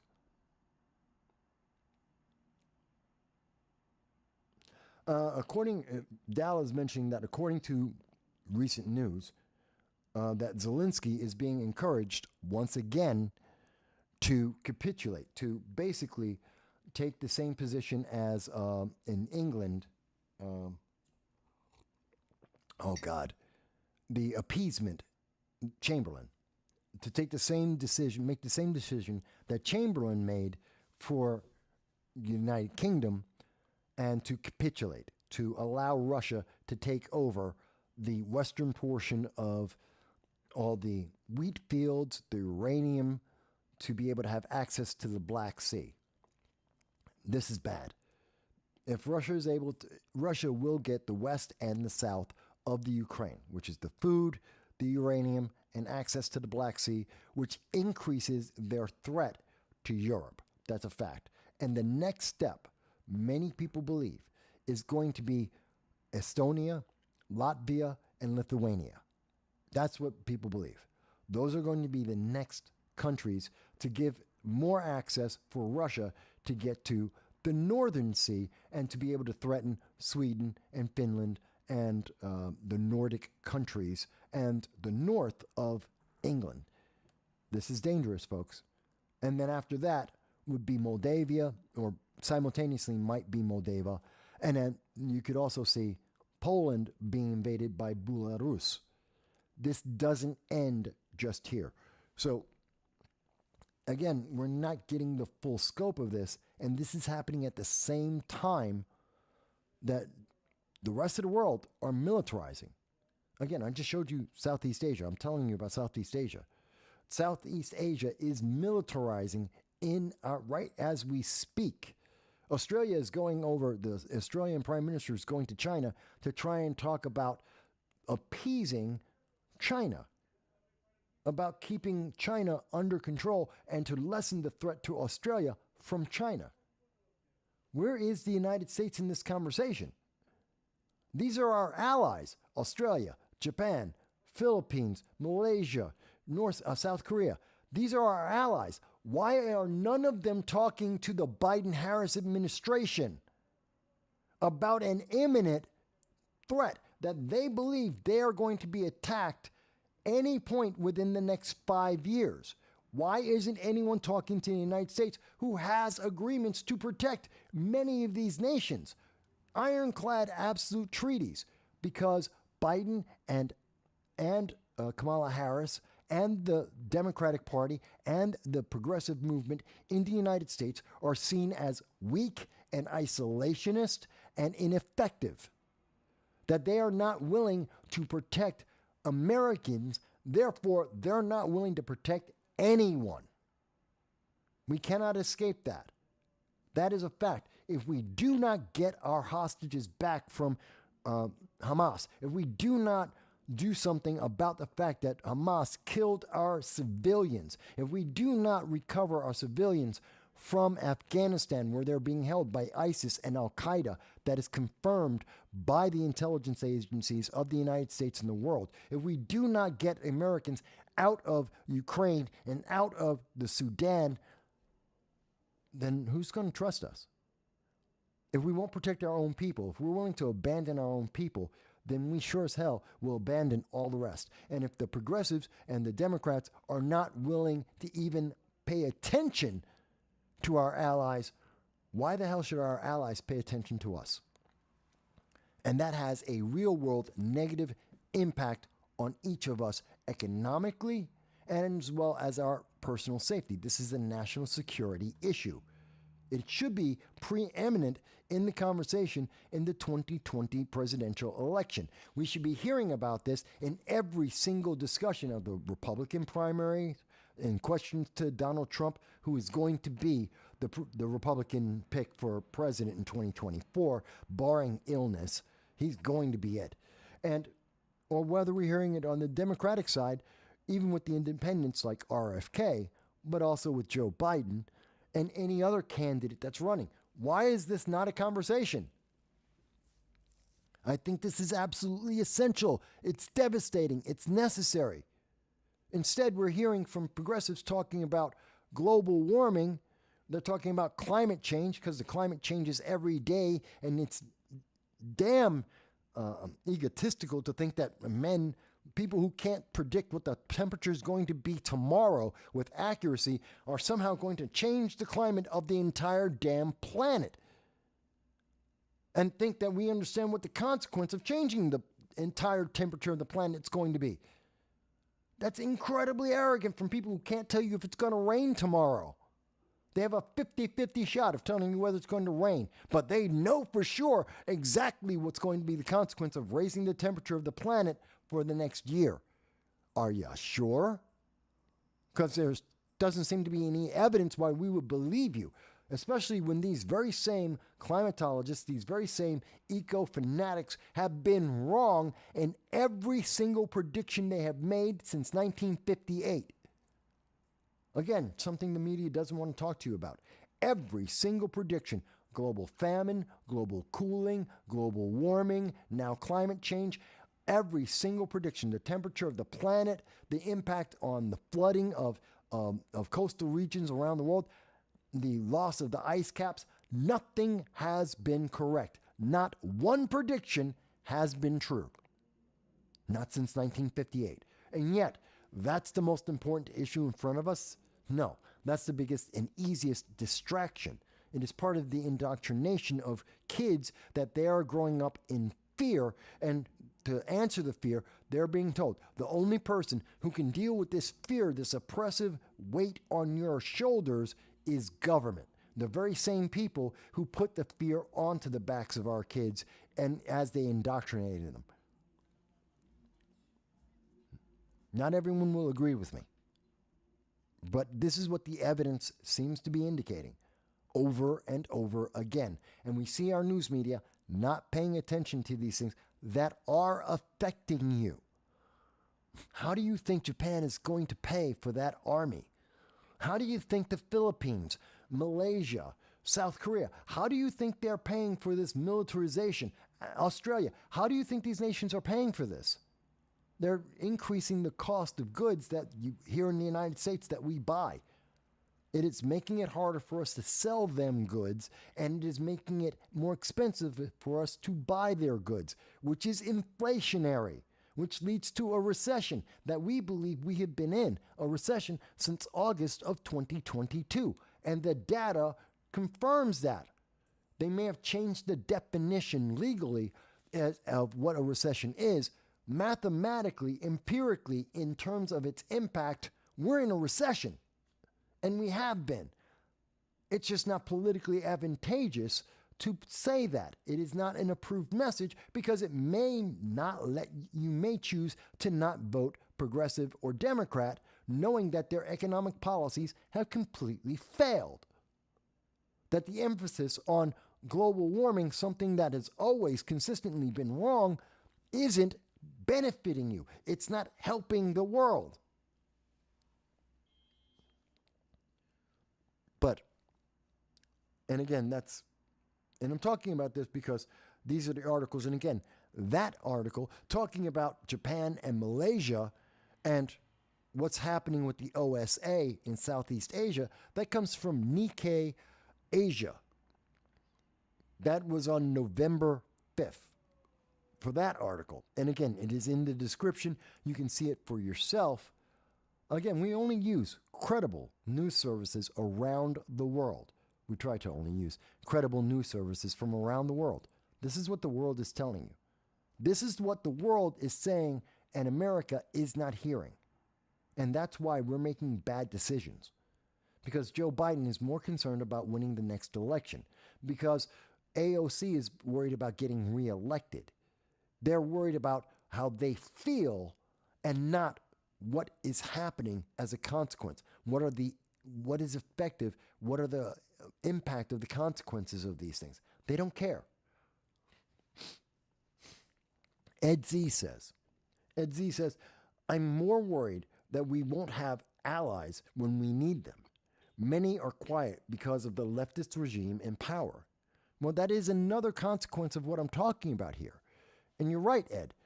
You're absolutely right that we will not have allies when we need them. And that means that's more than just in terms of national defense, in terms of some nation trying to attack America, either with rockets or missiles, like we have seen threatened by Russia and North Korea, and Iran for that matter. No, it's also economically. We don't have economic allies either. People who are supporting us economically and taking advantage of us, which is why we're seeing inflation continue to rise in terms of food, in terms of energy, in terms of housing. We're seeing, and in terms of employment, the inflation is eating away at us. And we have less countries that are willing to continue to buy and accept our debt, which is why America is now AA rated in terms of credit, not AAA credit, which historically was the rating for the United States forever. It only changed under the Obama administration, and again now under the Biden administration, that the America's credit rating dropped. It was always triple. No one questioned the dollar or the America's ability to pay our debts. Now they have questions, and those questions are only growing as less and less countries have faith in us because they don't trust us, because they're being given reasons not to trust us, to see us as being ineffective and bumbling and not strong leaders. And that hurts you.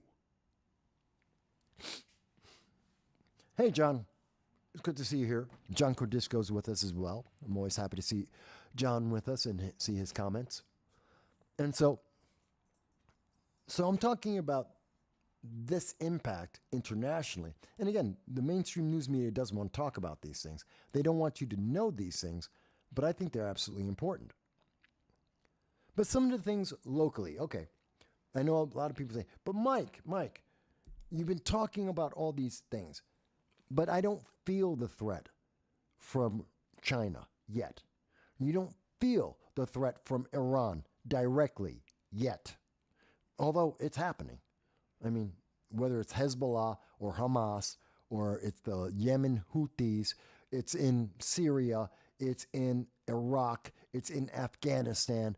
It is affecting the world. They're attacking Americans around the world, but maybe you don't feel that threat. Okay, you're saying, Mike, I'm only concerned about the domestic issues, which means you should be concerned about energy. You should be worried about international commerce because it affects how much money you have in your pocket and the things you can buy. But fine, you want to talk about American politics. Okay, let's look at the failure that we see happening right now. And I know DH is going to hate this because BLM is one of the things we're not getting enough attention on. Yet again, we have seen the failure of the progressives being obvious that they don't care about you. They care about power. And I'm not talking about just Patrisse Cullors, a self-avowed communist who got stupidly rich because of BLM. So rich that she was able to buy mansions for herself and her family members and retire. She's a multimillionaire now. But that experience wasn't just her, because now we have even more members of BLM that are doing the exact same thing, which tells you that BLM was always just this. It's being reported that Zara, that's with an X, Zara Salim is her name, was sentenced to prison for stealing money, for using BLM to raise up money, and she stole it for her personal gain, for her benefit. That's exactly what you saw coming from Patrisse Cullors. This is what we have seen in multiple chapters of BLM. It's one of the reasons why BLM is now considering that they will be bankrupt within a year to 2 years. Earlier this year, it was back in May, that BLM announced that they're running out of money. They got between 2020 and 2022, they raised $90 million. $90 million. That's a huge sum of money. Maybe not from the American government. For everyone else, that is an insane amount of money. And instead of spending that money on programs to help poor people, to help black people, they didn't spend their money there. They spent their money on mansions and for the members in each of the chapters of BLM to get rich, to be able to buy houses, to have vacations, to buy cars. Hell, people like Sean King went out and bought dogs, a $40,000 dog, with your donations that they promised you were supposed to help the black community, that were supposed to help the poor in America, the downtrodden, the minorities. They didn't do any of that. They lied to your face. And we have seen this continuously. We keep seeing these court cases. This isn't the first one with Zara Salim. This isn't the first time we have seen this. We have seen this consistently in each of the chapters of BLM. They did nothing for the communities they promised that they were there for, that they supposedly exist for. All they're there trying to do is to promote socialism and to get rich. But, you know, the mainstream media doesn't want to talk about that. ABC News, CNN, MSNBC, they don't want to talk about that. YouTube, Google, they want to hide this from you. They don't want you to realize that you have been played for a sucker, that you have been taken advantage of, that they have used all of this news to abuse you. And I understand, you may think black people are oppressed in the United States, which is a lie. By the way, let me address this. If you're a woman, if you're a minority, and you are an American, if you are an American, you are not oppressed, period. Is life perfect? Absolutely not. Do you have everything you desire? Guaranteed, no you don't. But you're not oppressed. You are anything but oppressed. I'm really sick and tired of hearing this.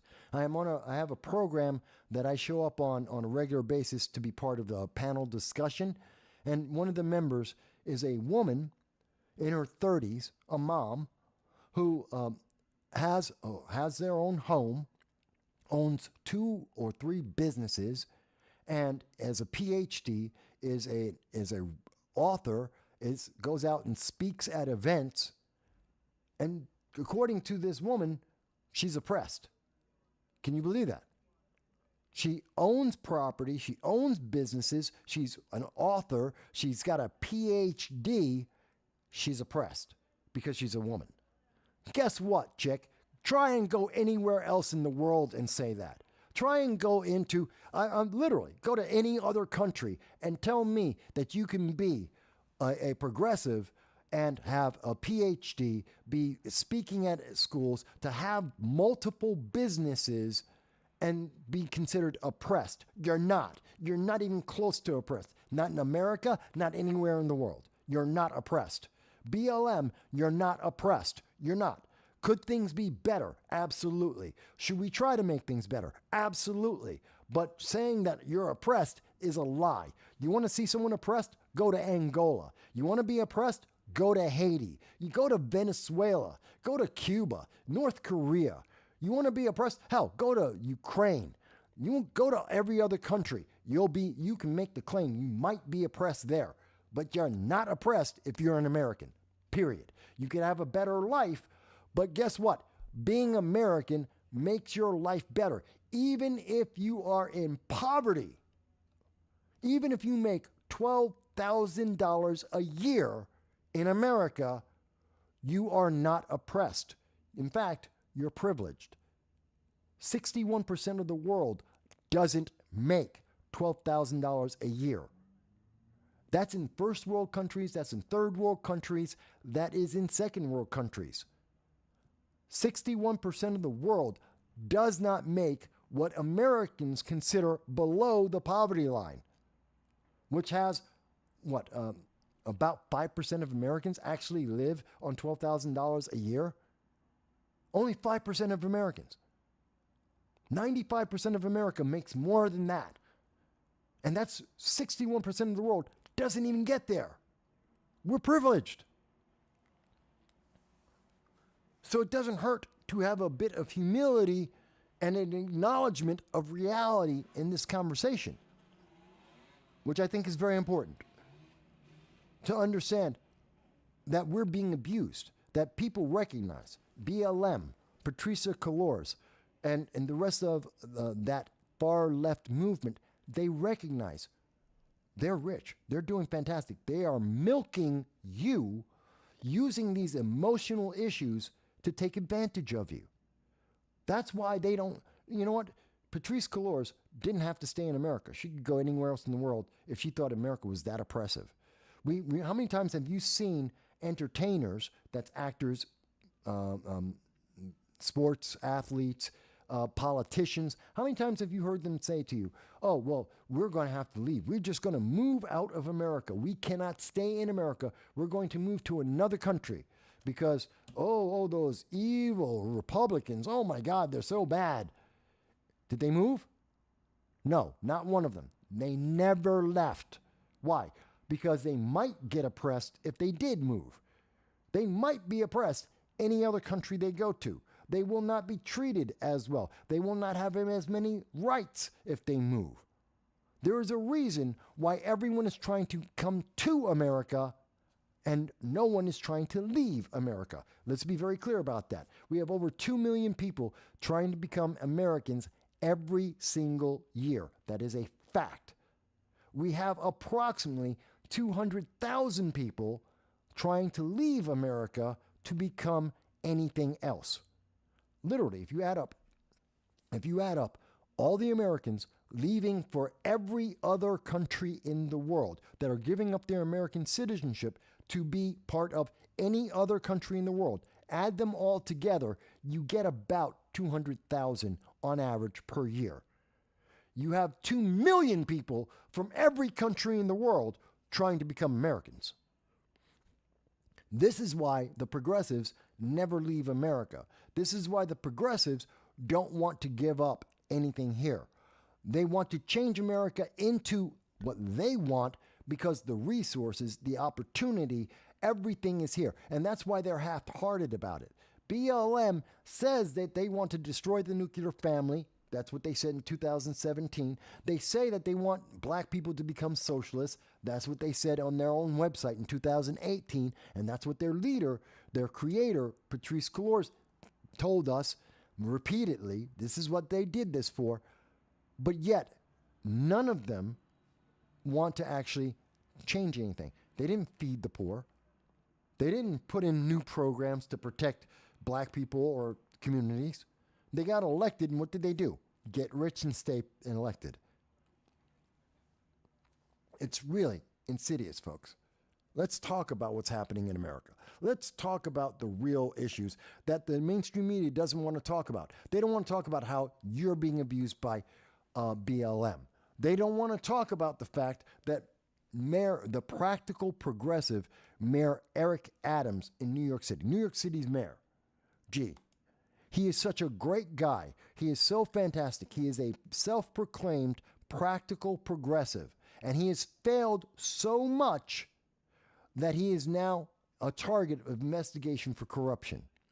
Let's really understand, why is Eric Adams so terrified that the FBI is investigating his chief financier? Well, it's real simple. Eric Adams wants to continue to be mayor. He wants to get reelected. He's also trying to appease the far left of New York City, which is all the power of New York City. That means New York City is a sanctuary city. They proclaim and they promise that all the illegal aliens are welcome in New York City. They invited illegal aliens into New York City, and they've been doing that for decades, especially under the practical progressive. Well, 120,000 illegal aliens said, okay, since you said so. And they didn't come from Texas. They came from everywhere in the world. They weren't sent here by Governor Abbott. They took the trips themselves to get here. Governor Abbott of Texas is only responsible for about 10,000 illegal aliens being in New York City. Where'd the other 100,000 come from? Because Eric Adams invited them, because progressives invited them and broke New York City. New York City's infrastructure can't handle them because illegal aliens do not make a profit. They are not good for the system. We've been lied to for years that illegal aliens are a net benefit, that they pay more in taxes than they take out of the system. It is a lie. Look at Chicago, look at New York City, look at the impact of 8,000 illegal aliens in Chicago, 120,000 in New York City. They broke the city. We're talking about $12 billion in New York City to pay for illegal aliens. They're not making a profit. That's a loss. So the reality is we have a problem. So Mayor Adams, the practical progressive, promised all of his progressives that they're going to be an open border. They're going to be open to all illegal aliens. All the progressives got the feels. They got the feels hard. Oh, that's such a great thing. Such a good guy. Open borders for everyone. And then when everyone realized that the city is going bankrupt and they can't provide services for women, for children, they're kicking the homeless out of shelters and into the streets. All of a sudden, he's the bad guy. Well, he wants to get reelected. So he looked at and he found who's the bad guy. Well, the Biden-Harris administration, they're the ones who've been kicking off the big open borders campaign. It is the Biden-Harris administration that is responsible for suing Texas for trying to close their border. It is the Biden-Harris administration that is responsible for welding the gates in Arizona open to allow illegal aliens to come by the thousands into Arizona and into the United States. This is the problem of the Biden-Harris administration. So, correctly, Eric Adams blamed the Biden-Harris administration and said, give me federal money to pay for these illegal aliens that you and he invited into America and into New York City. The Biden administration said no. They don't have the money for it. They don't have the money for New York. And if they paid New York, they'd have to pay Chicago. They'd have to pay California. They'd have to pay Portland and Seattle. They'd have to pay Austin and Boulder, Colorado. We don't have the money. They don't have money for that. So they said no. But Eric Adams, who is terrified that he's going to lose the next election because crime in New York City increased, because more and more moms and kids are being thrown out of shelters and into the streets, that these illegal aliens, more and more of them are committing crime. And he looks bad. He's going to lose the next election. So he kept complaining. And because he kept complaining and embarrassing the Biden administration as we're getting closer to the 2024 election that is trying to be fortified, as the news media, as social media are selecting what conversations can be approved to have on, that you can have, what topics aren't dangerous for the chances of Joe Biden to win the next election, the more that has been happening, well, Eric Adams is interfering with that. He keeps bringing up issues that Biden will not win on. He isn't winning on illegal immigration. Everyone has seen it has failed, that the progressive promise is a lie. Eric Adams reminding people of this is not helping Biden win. And then suddenly, years later, after years, suddenly his campaign is being investigated for corruption. I'm not saying there isn't corruption. We know New York is corrupt. Look at Andrew Cuomo. Look at Kathy Hochul. Look at their record. Look at the consistency of New York politicians almost entirely consistently being being Democrats, are constantly being kicked out of office, arrested and sued. Why? Because they are corrupt. So that's not new. I am sure there is corruption with Kathy Hochul. I'm sure there's corruption with Letitia James. I'm sure there's corruption with Eric Adams. I'm not saying it didn't exist, but the only reason why the FBI decided to target Eric Adams is to shut him up. And it worked. Eric Adams was going to be in Washington, D.C., talking about the immigration problem in New York State, in New York City, and how the Biden-Harris administration wasn't helping, which would have gotten national news, which is negatively affecting the 2024 election. And to shut him up that same exact day, he was investigated for corruption and turned around. He shut up. He didn't go and have the meeting. A meeting that was supposed to positively impact America. Let's assume that Eric Adams went to D.C. this week like he was supposed to. Let's say that he actually impressed the Biden administration or the Democrats and convinced them to give New York City $12 billion. Hell, he convinced them to give $2 billion. Any amount of money that they actually decided he was compelling or to shut him up, and he got money. That would help New York. That would be effective. If he were, and instead of trying to be effective and to do his job, he shut up about an actual problem, an existing, continuing problem, and went back to New York City to protect his butt, to cover his ass so that he didn't have to worry or to slow down his worry about being arrested for corruption. The progressives got what they wanted. The Biden administration got what they wanted. They silenced him. They shut him up. And who wins in that? Not you, not me. It's still costing New York City $12 billion, which means New York State. It's costing us billions for these illegal aliens. These illegal aliens are still coming to New York. They're trying to ship them out. Literally, New York City now has a policy. They will give a ticket to anywhere in the world to the illegal aliens to get them out. We are willing, New York City is willing to pay to send one way the illegal aliens anywhere in the world. If they want to go to Morocco, New York City will pay for it. If they want to go to London, New York City will pay for it. If they want to go to Toronto, they want to go over to California, they want to go to Las Vegas, they want to go to Portland, Seattle, LA, San Diego.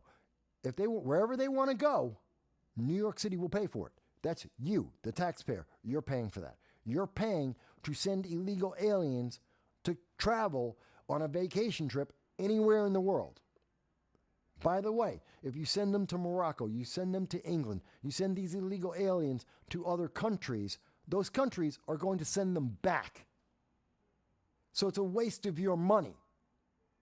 And this is money we don't have. So that means inflation is going up. The cost of these illegal aliens is getting even higher. You're getting, and it means more inflation, so you can't pay your bills and you can't feed your family. Do you see how wicked this is? And this is the reality. This is the consequences. These are the consequences. But this is why you don't see the news media talking about it. They don't want to talk about it because you might not vote Democrat in 2024 if you understand that their progressive policy of open borders has failed. It failed in Chicago. It failed in New York City. It has failed the states, California, Washington State. It has failed everywhere it has been done. No matter how feel good, let me give you a hug, kumbaya. No matter how well they try to sell it, it has failed.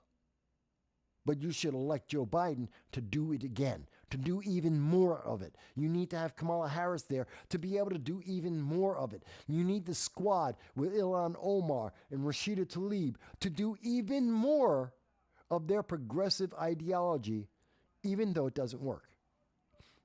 Does that make any sense to anyone? But this is what's in the news, and this is what you're not supposed to pay attention to. This is what you are not approved to talk about. This is what they're saying is unacceptable, and you will be in trouble. And this is why Eric Adams has been shut down. They effectively and they absolutely shut him down. They silenced him. They punished him. Shut up, or you're going to be arrested for corruption charges. Andrew Cuomo, when they wanted him to shut up, what did they do? Oh, we found 11 sexual assaults. 11. They started off thinking that they might have 7. They found 11. And they told Andrew Cuomo, shut up, walk away, or we're going to try you on these charges. He shut up, he went away, and suddenly the charges just disappeared. Letitia James just did not charge him with anything. She found 11 sexual assaults. She went on to the news and told you that she found 11 sexual assaults and then said, but we're not prosecuting. Why the hell not? You're the Attorney General of New York. You're there to investigate crimes and to punish, to prosecute people who committed those crimes. You found the crimes done by Andrew Cuomo, and you just let him walk away? And by the way, Cuomo, what is he doing? He took the money, he went on vacation, and now he wants to be elected back in New York. He's running, or he's planning to run for elected office. Do you believe this? This is progressive politics for you. Doesn't matter how evil you are. Doesn't matter how much wrong you do. It's okay. It's as long as you do not say something that would damage the possibility of getting elected for the Democratic Party to have power in the next election. And that's, and the realization, when people realize this, when it really hits, we've seen this in Georgia with State Representative Maynor, a black woman, a representative, state representative in Georgia. We've seen this most recently. Matter of fact, this week, of course, it was Governor Eric Johnson. Governor Eric Johnson of Dallas just left the Democratic Party. He became a Republican, a black Republican. Oh, wow. Isn't that a surprise? Yeah, there are more and more black conservative Republicans. And Eric Johnson, who was a pretty much lifelong Democrat, just left the Democratic Party to become a Republican because Democrat policies are destroying Dallas. Because their ideas about gun control, their ideas about open borders, their ideas about national security, their ideas about foreign policy don't work. Because it is hurting the poor, which includes the black community. They're hurting people, they're not helping them.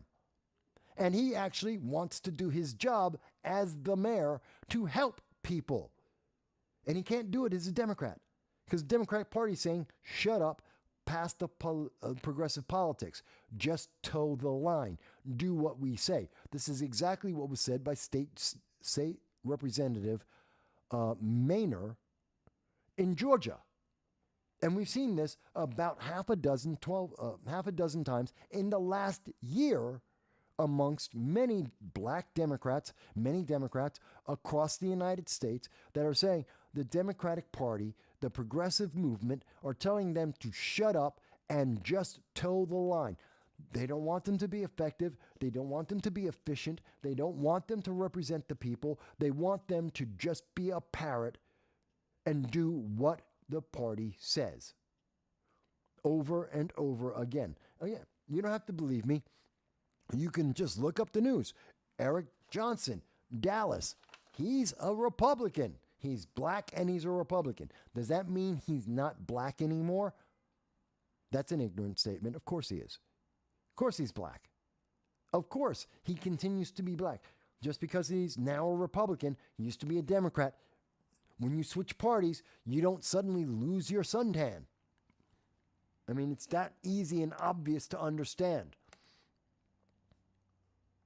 But maybe I'm wrong. By the way, it says again that no one is watching the program in YouTube. No one's watching it on Facebook. According to social media, everyone's gone. I know that's not true. Especially when we're talking about this. And we have to understand this. These are the conversations we're told we can't have. These are the conversations that are being suppressed. And you don't have to agree with me 100%. But you should ask the question, why is it that state representatives in Georgia who have been lifelong Democrats are switching over to the Republican Party? Why is it the mayor of Dallas, Eric Johnson, why is he switching to the Republican Party? Why are we seeing these diehard, lifelong Democrats, some of them even saying they were progressives, why are they switching parties and becoming Republicans? You should ask yourself that. And you should ask, why is it the issues, the problems that made these Democrats, these lifelong Democrats, become Republicans, why don't you know what their issue is? Most people don't even know that Mayor Johnson of Dallas became a Republican this week. You know what? Even less people know why. What is it that what Democratic policy caused this? Because the news media didn't tell you. As far as the news media was concerned and is concerned, Dallas is a blue city. It is a progressive city. So you would think the mayor would not change. Obviously, you have a progressive city, you're going to have a progressive mayor. What did he do? The thing is, you could see the same thing happen in New York City. You may see Eric Adams decide that he's going to become a Republican or a Libertarian or an independent or even maybe, an independent or a Libertarian or try and become a Republican because he's being shut down by the progressives in the Democratic Party. Now, I think Eric Adams actually believes in progressive policies. So I don't think he's actually going to switch, but he could. Because the same thing that's affecting him, if you don't shut up, you're going to be investigated for corruption. Now he shut up. It's the same thing they tried to do to Eric Johnson. It's the same thing that we saw in Georgia. It's the same thing we've seen amongst many of the Democrats that have now elected Democrats that became Republicans. They're saying the same thing over and over again. They want to be effective. They want to do the job they were elected for. They want to help their people. And the Democratic Party saying, shut up, do what we say. You're here to parrot. Just be part of the power. Take your check, shut up, and just repeat the bullet points. And the fact that that's the reality has been suppressed, which is why people don't know how many elected Democrats are becoming part of the Democratic Party. And you're not seeing Republicans switch to become Democrats. That's not happening. There is no news media about that. None of the Republicans are leaving the Republican Party. None of the conservatives are leaving the Conservative Party. They're not joining the progressive movement. They're not joining the Democrats. But we are seeing Democrats join Republicans and conservatives. There's a reason for this. That should make you curious. It's not that they're just being politically advantageous. Again, Dallas is a progressive city, like most major cities. It is bluer than blue. And Eric Johnson became a Republican in that blue city. He basically is kissing away his future, very likely. He may very well never be reelected. So you can't tell me, well, he's doing it because, well, it's going to be good for his future in politics. No. He just went against the bluer than blue. He just made it a massive uphill battle to get reelected. But he did it anyway. Shouldn't someone ask why? Why is it that he would put himself at a disadvantage to make it harder to get reelected? Shouldn't we be asking, gee, what is it that the Democratic Party did that made him have to have this change, to make this drastic change? And I know, okay, we got a couple of comments here. I apologize. Missed you guys for a second. Ed says, the progressives are actually following Mao, Chairman Mao of China, a communist, directive for taking down a country. And I kind of believe that. Yes. Dow says, because the Democrats are realizing that the communistic regressives, they have completely hijacked the party structure and taken the already mafia-esque party structures and made them worse. Well, absolutely in New York State. New York State's politics has always been mafia-esque. I mean, you can go back into Tammany Hall. New York politics are rife with abuse. It's consistent. Whether you're talking about right, the left, it's been consistent in the history of New York City and New York State. And lately, just look at where it's going. It's gotten even worse. Ed says, a good book to read about this is Mao's America that came out by Xi Van Fleet. She survived the Mao's China. And she has made the warning. I would also suggest that people listen to Lily Tang Williams. Again, let me type that out for everybody.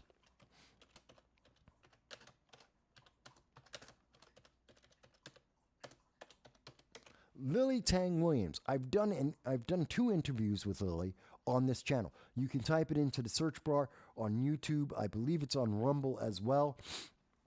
My interview with Lily Tang Williams, and she was born and raised under Mao in China, and she's an American citizen today.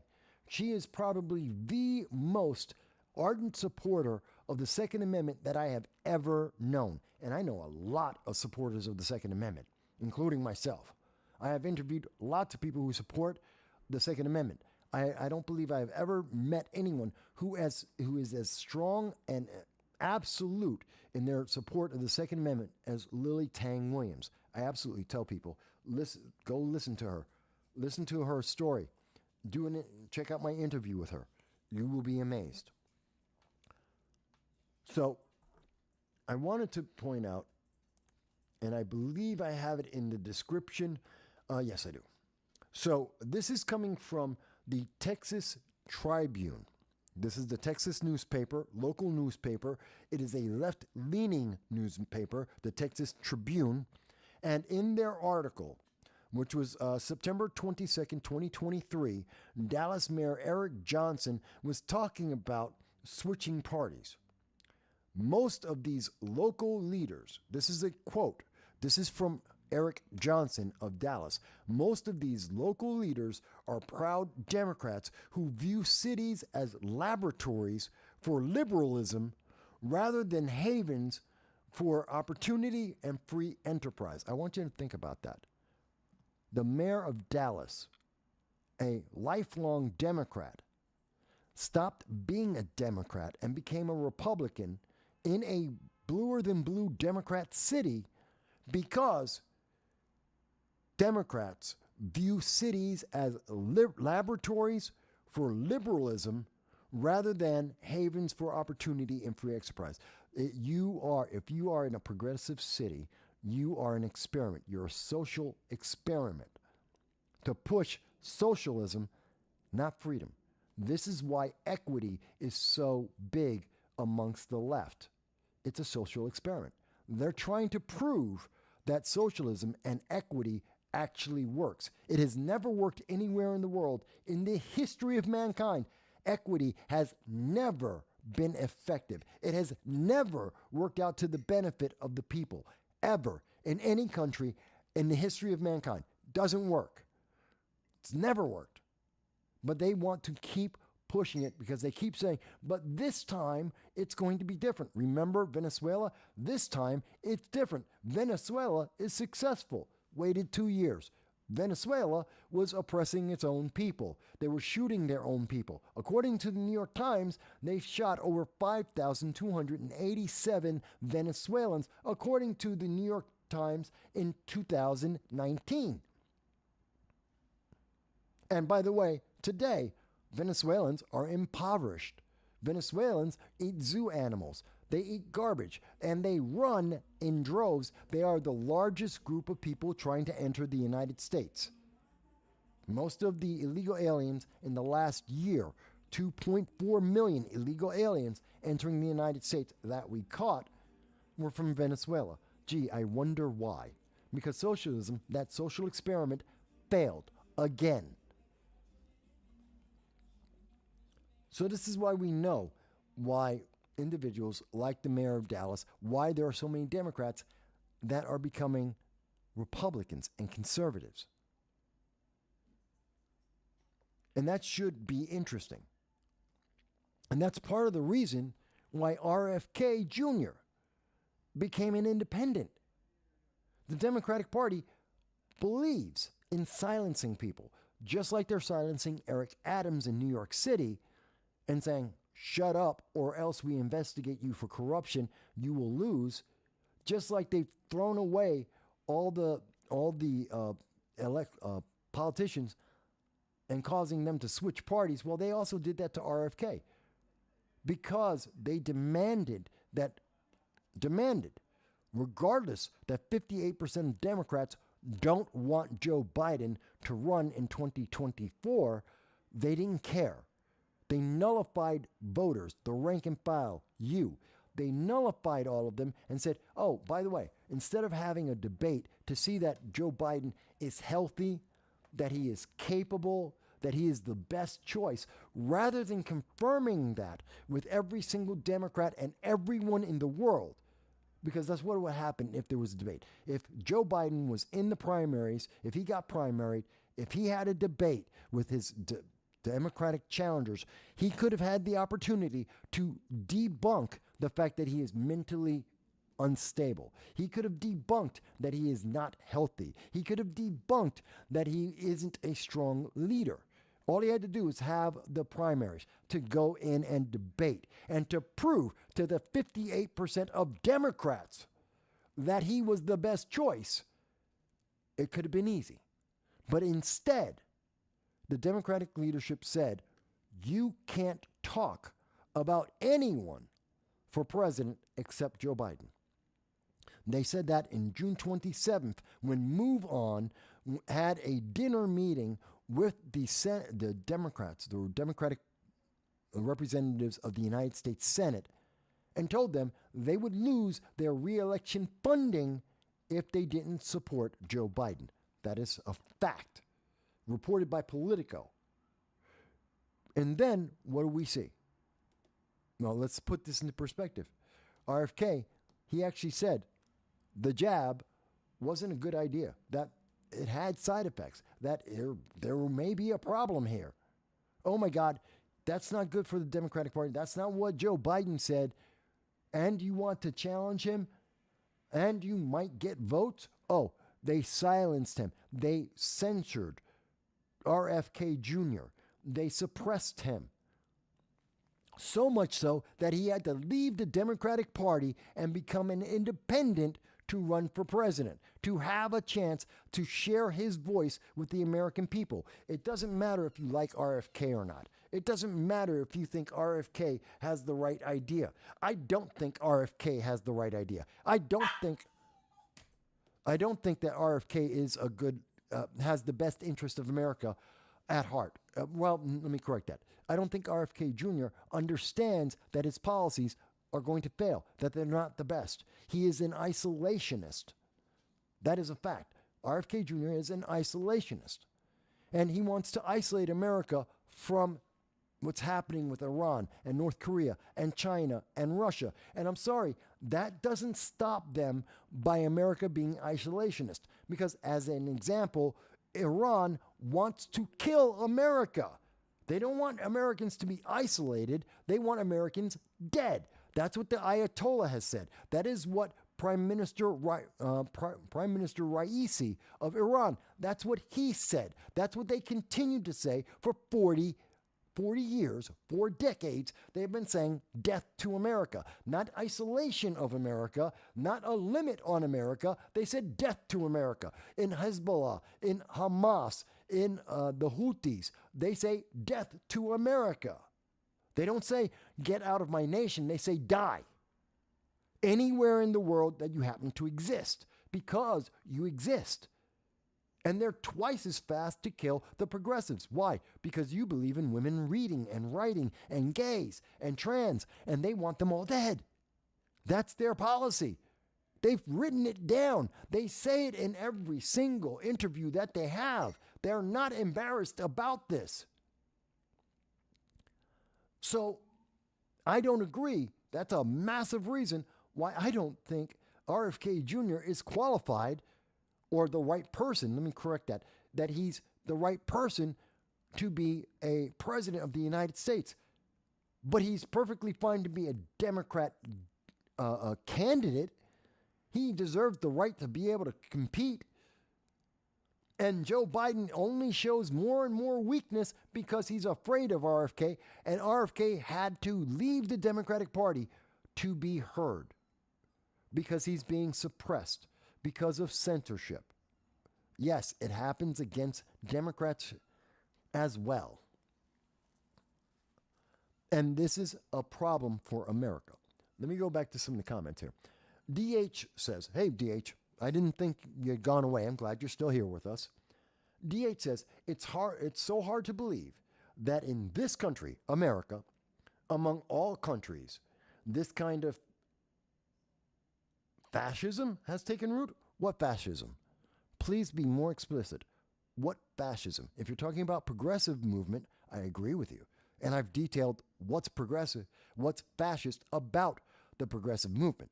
The silencing of voices, the dehumanization, the fact that you're a category, not an individual, that those categories are arbitrarily pitted against each other for political benefit. Corruption. Yeah, I agree with, if you're saying progressivism is fascist, it is. But if you're talking about something else, I'd love to see an example. DH goes on to say, the Republican Party is an utter disgrace. Why? You can have that feeling. You may feel that way. Fantastic. Give me a reason why. I have just been very explicit and clear the problems in the Democratic Party and the progressive movement. I've given examples and details. What are you talking about? Oh, they should be disgraced. Why? Why exactly should they? Because you haven't given me anything. You guys are destroying this democracy. Well, silencing people like Eric Adams is destroying democracy. Silencing and putting pressure on people like Eric Johnson of Dallas is destroying democracy. Not allowing a competition with RFK to determine the meritocratic best choice for Democrats in the 2024 election, in the primary for Democrats, that is fascist. That is a problem. I can point to the problems in the Democratic Party and the progressive movement that is leading the Democratic Party. You're telling me Republicans are destroying democracy? Where's your example? What's the proof? You don't like Orange Man bad. Fantastic. You don't like Trump. I don't care. Doesn't matter. You don't have to like the politicians. I don't care if you like them. Are they efficient? Are they effective? That's the only thing that matters. Whether you personally like them or not is meaningless. Are you having dinner with Trump? Did you get to go and have a beer with Trump? Did you hang out with him in a bar? No? Then I don't care if you like him or not. Is he effective? Will he stop Putin? Will he stop Xi? Will he respond to Iran? That's what's important. Same thing with every other politician. Are they effective? If the answer is no, get them out. If they are, fantastic, let them stay in. That's the answer. And progressives don't want to have that conversation. They want to change the conversation. So I don't understand it. Again, DH, let me understand. Just telling me you don't like Republicans, I don't care. And that's not a personal attack. I'm not personally attacking you. But when I hear this from anyone, that people go, I don't like politician X, I don't care. You will almost never hear me say, I'm not saying it, I've never said it, but you will almost never hear me say, I don't like X politician. Because it doesn't matter. Who cares? I don't have to like them. You could love them, you can hate them. It's meaningless. Are they effective at their job? I don't care if you like them. I don't care if you think they're a racist. Do you have proof? I can point to Rashida Tlaib today as she is screaming about from the land to the sea. She is chanting.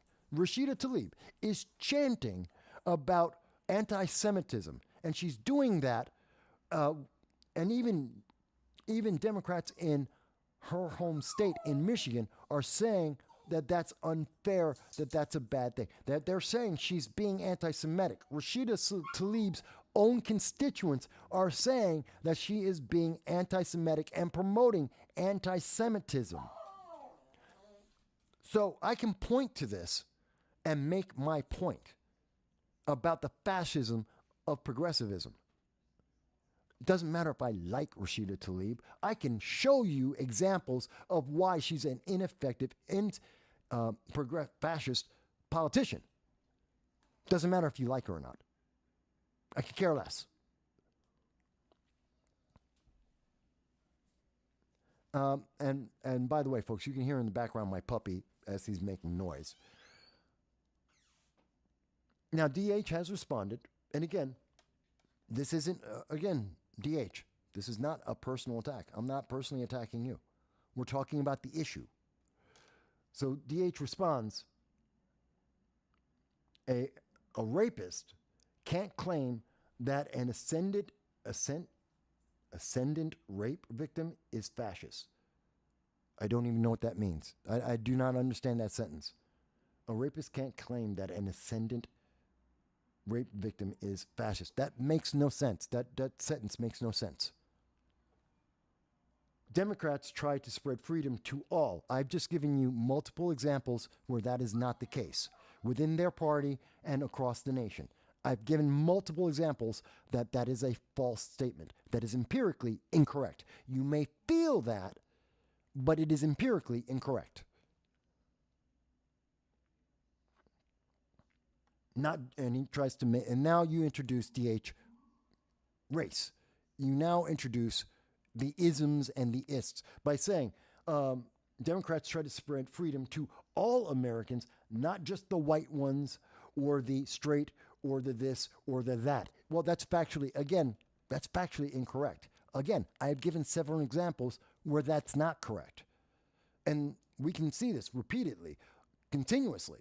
That how many times have we listened? Again, Joe Biden, when he had a CNN town hall in 2021, and he was telling the public that Latinos and black people don't know how to use the internet to effectively be able to have ballots to go and take elections.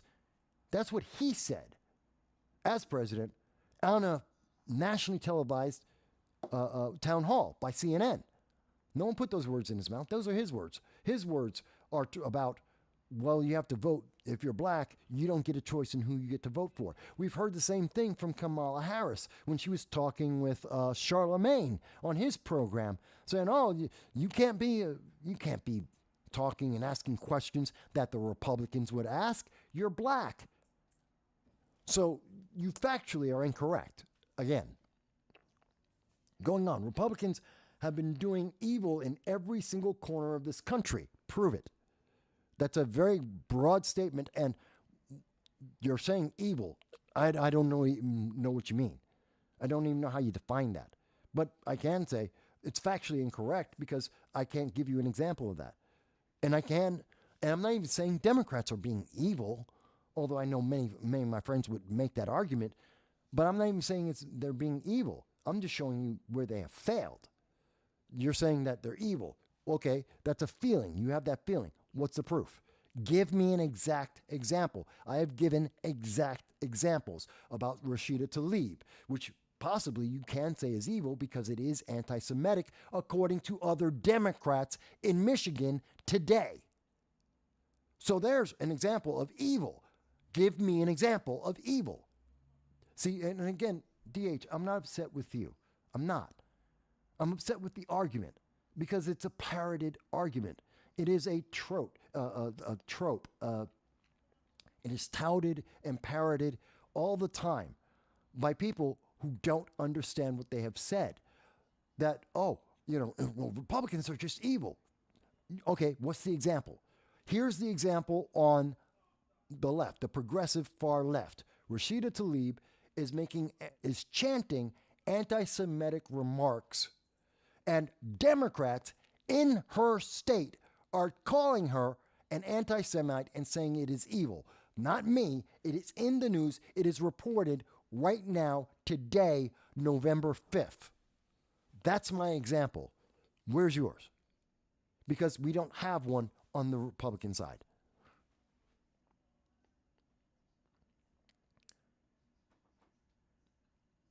I understand.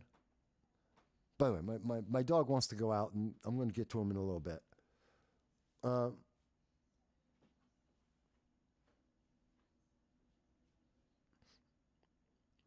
And DH goes on to say, being a Democrat is like being in a relationship with an abusive serial cheat. That's not a good thing. DH says, being a Democrat is like being in a relationship with an abusive serial cheat. That's a bad thing. Why would anyone want to be a Democrat, DH, if that's how you describe being a Democrat? That's not good.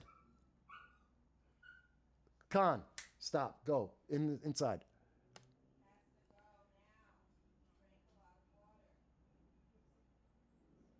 DH goes on to say, you're simply not telling the truth.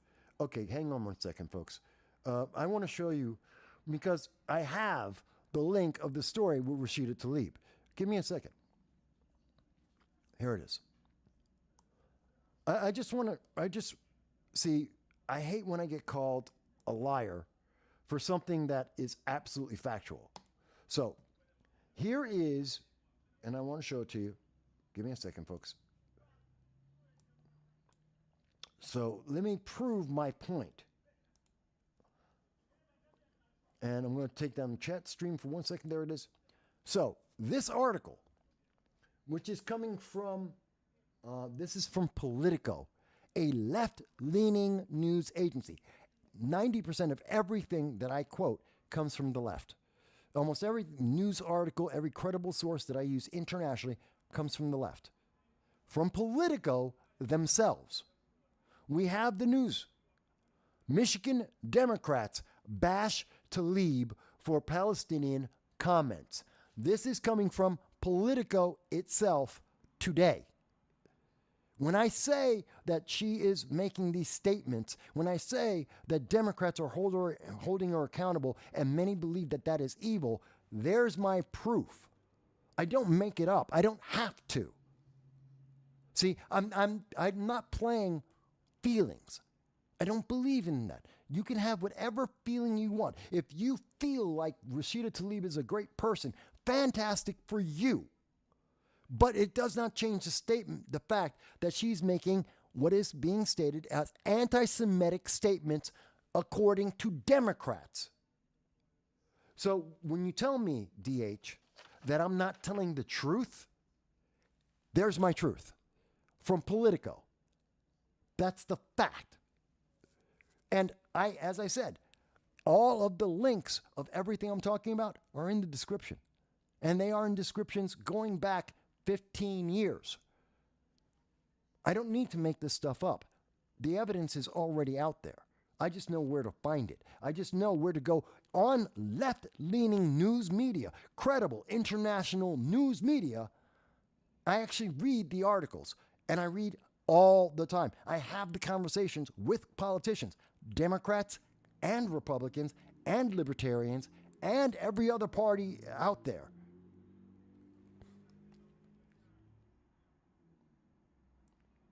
I love how my argument about Rashida Tlaib is being stated as the weakest argument ever, even though that there's proof.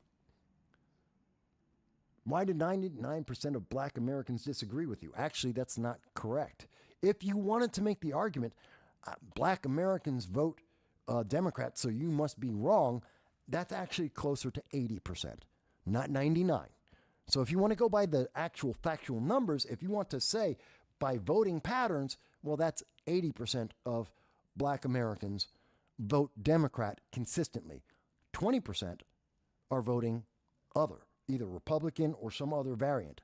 So I'm part of 20% of black Americans. If you want to make that example, and that's still stupid. What?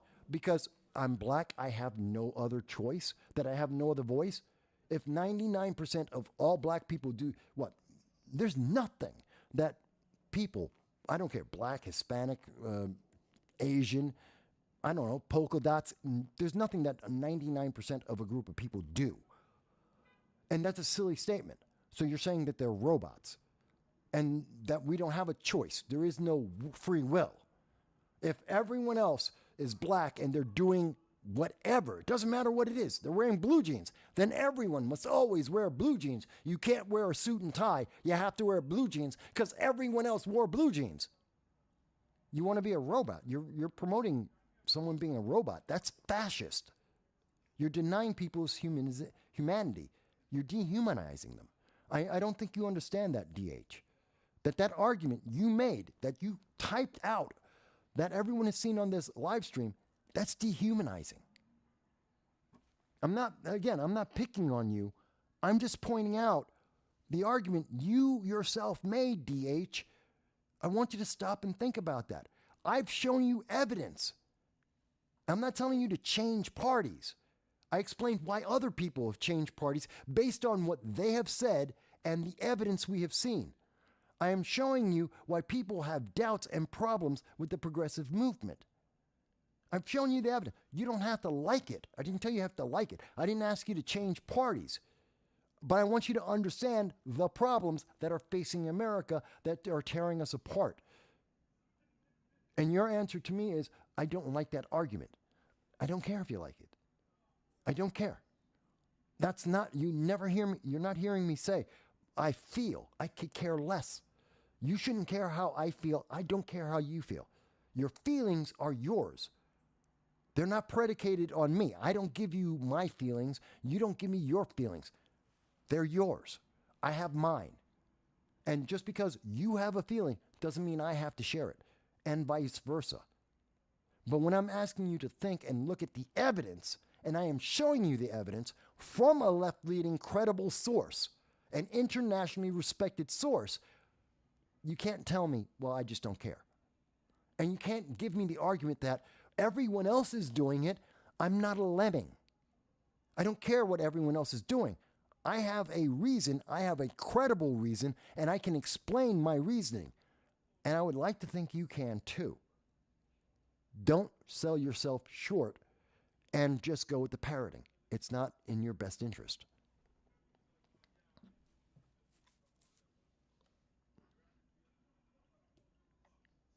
I love this. DH says that their prior statement that the abusive serial cheat is the Republican Party. I advise people to scroll back up, in the comments for yourself when you're watching the program and read the exact comment. It's on the video. Go back a couple minutes and read the exact statement by DH, which I am going to copy now. I'm copying it and I'm going to print it. The absolute statement by DH. This is what DH actually said, which they are now saying is that the Republican Party are the abusive person. Being a Democrat is like being in a relationship with an abusive serial cheat.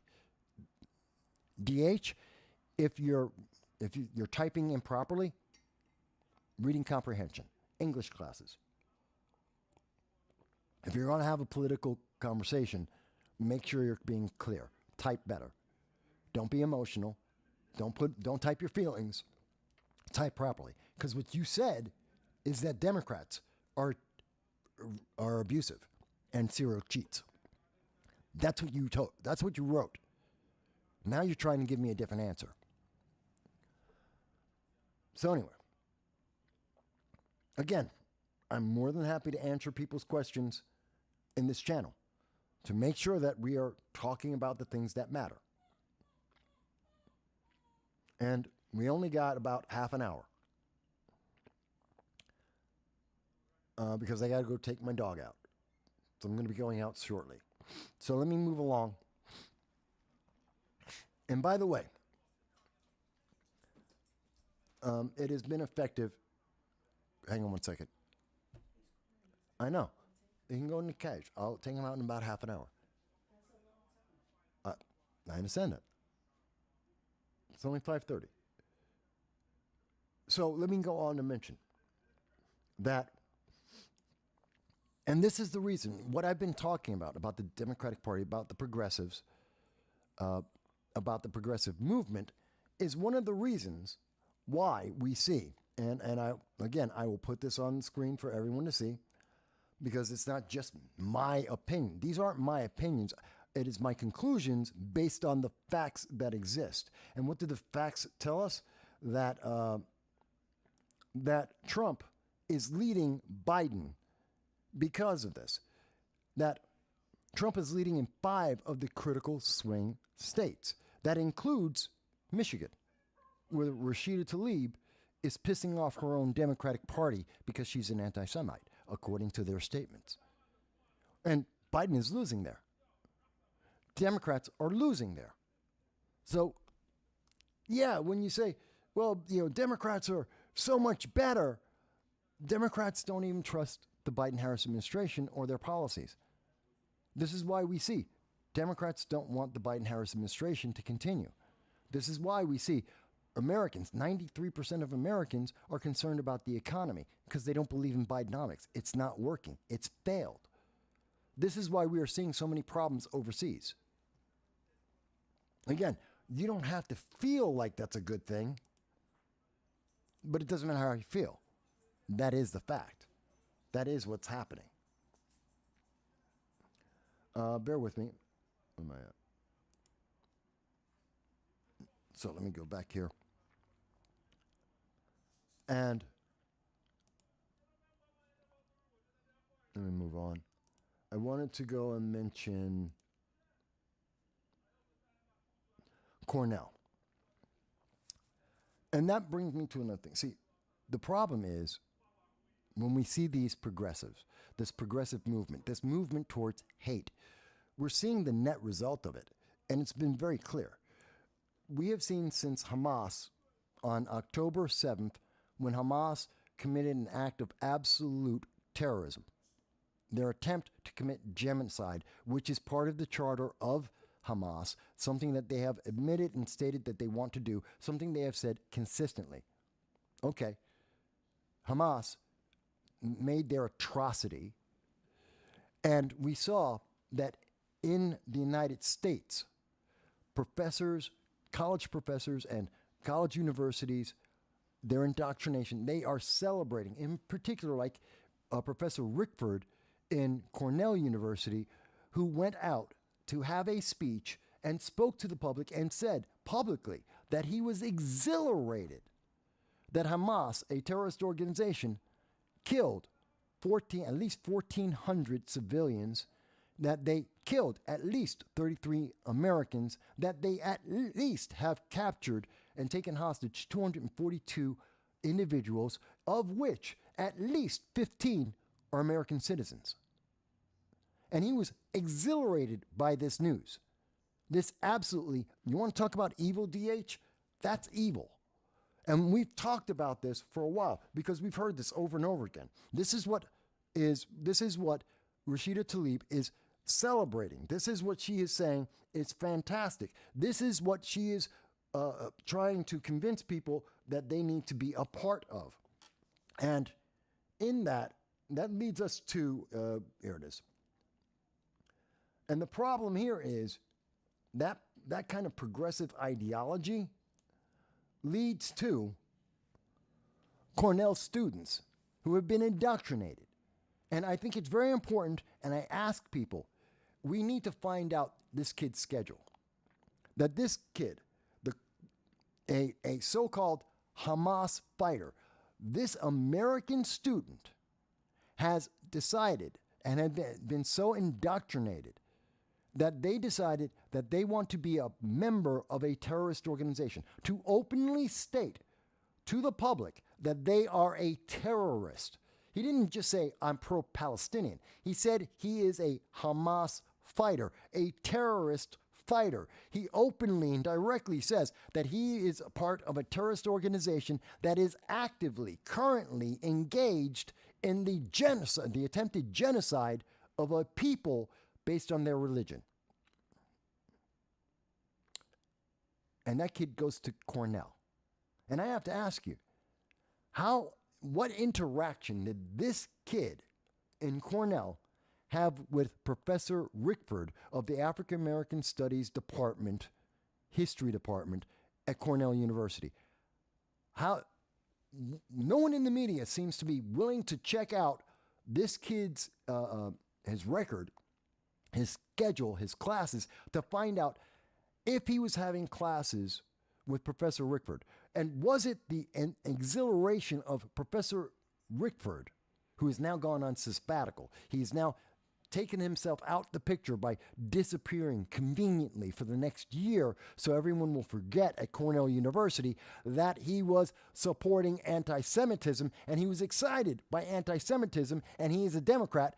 To take him out of the picture for the next year, he's gone on sabbatical, but his influence apparently, and this is conjecture, that I believe that either through direct classes or through influence on Cornell's campus, Professor Rickford was trying to indoctrinate and successfully indoctrinated at least this one kid. And I would say if there's one, there are dozens of others that he indoctrinated so much that they were willing to join a internationally known, active terrorist organization. Cornell should be absolutely beside themselves. They really need to investigate their entire college, their staff, their administration from top to bottom. Because somewhere in the process of getting an education at Cornell University, kids are getting indoctrinated to the point that they are joining known terrorist organizations. That is a failure of the education system. College, liberal college, leftist college, fantastic. You're supposed to be able to have a conversation. You're not supposed to walk out of college and be a terrorist. I don't care what your ideology is. I don't care what faction it's for. College is not meant to indoctrinate you so that you become a terrorist. There's a problem here. And the media doesn't want to connect the dots that are in front of our face. The Cornell professor celebrates publicly, actively Hamas killing innocent civilians, including babies. Cornell student says, hey, I'm part of that terrorist organization, and I'm going to threaten and try and genocide or threaten to genocide more of those same types of targeted people here in America at Cornell University. This is heartrending. This is terrifying. It is heartrending. It is terrifying. It is, you want to talk, when people want to talk about, oh my God, America's going down the wrong path. This is it. This is it. Cornell University.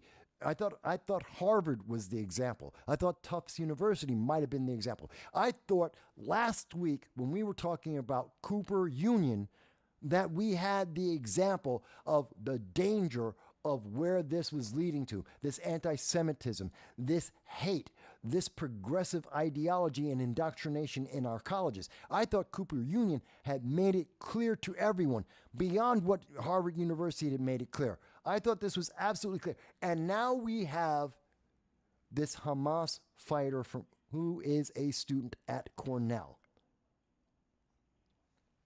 It doesn't get any more clear. We're on the wrong path. We are doing the wrong thing. Our students are not being taught to think. They are being indoctrinated. And the indoctrination includes some of the most horrific things we could possibly imagine. Killing babies is horrific.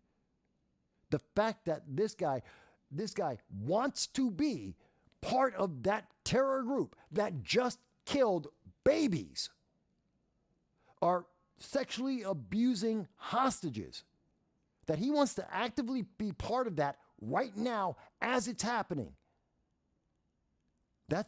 Something's wrong. Something is absolutely wrong. And I can't imagine the argument that anyone can give me and say, well, Mike, no, you just don't understand. No, I don't understand. I don't understand how someone would want to be part of a terrorist organization, especially when that terrorist organization is actively, real-time, torturing, sexually abusing human beings and killing babies. Just doesn't make sense to me. Does not make sense. But that's okay.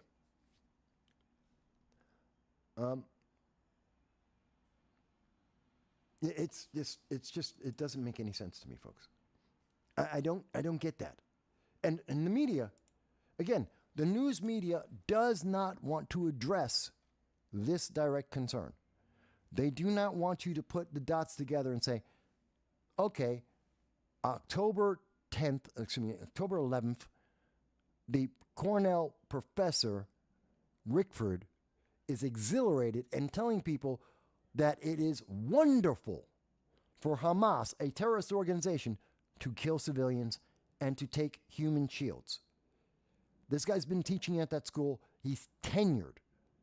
And students in that school consequently thereafter identify with that terrorist organization that committed this atrocity. No one denies, or no one sensible denies, that this was an atrocity that was done, and he wants to be part of that atrocity. Because there's something wrong. How can the news media not be investigating and saying, what are the ties between these two people? Did they have the same classes? Were they in some of the same clubs? Were they hanging out in the same bar? Is there a connection to these people? Because if there is, if it's because of a class that this kid took, if it's because of a bar he was hanging out, if it was in a club that they were both in, if there are other people who are involved in this. And if this kid is saying, I'm now a Hamas terrorist, we should be concerned about his friends. Are they Hamas terrorists too?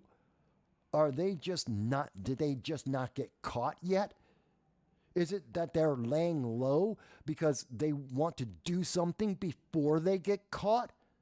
Or are they smart enough to realize that saying that you want to be a terrorist in America is not something that is a good thing? It's a bad thing. And that Americans don't agree with that. Am I reaching too far for that? Does someone think that I've missed the boat, that I've misinterpreted that? Is that not a question that the news media should be asking? Should our politicians, shouldn't they be asking these questions? Shouldn't Cornell be answering this question internally and publicly? It's not enough for Cornell's University to say, well, he went on sabbatical. We don't share the views of Professor Rickford. But how many of the students did he also share these views with? How many of these students now accept and believe that that is the correct point of view? How many of them have been indoctrinated to be members of Hamas at Cornell University?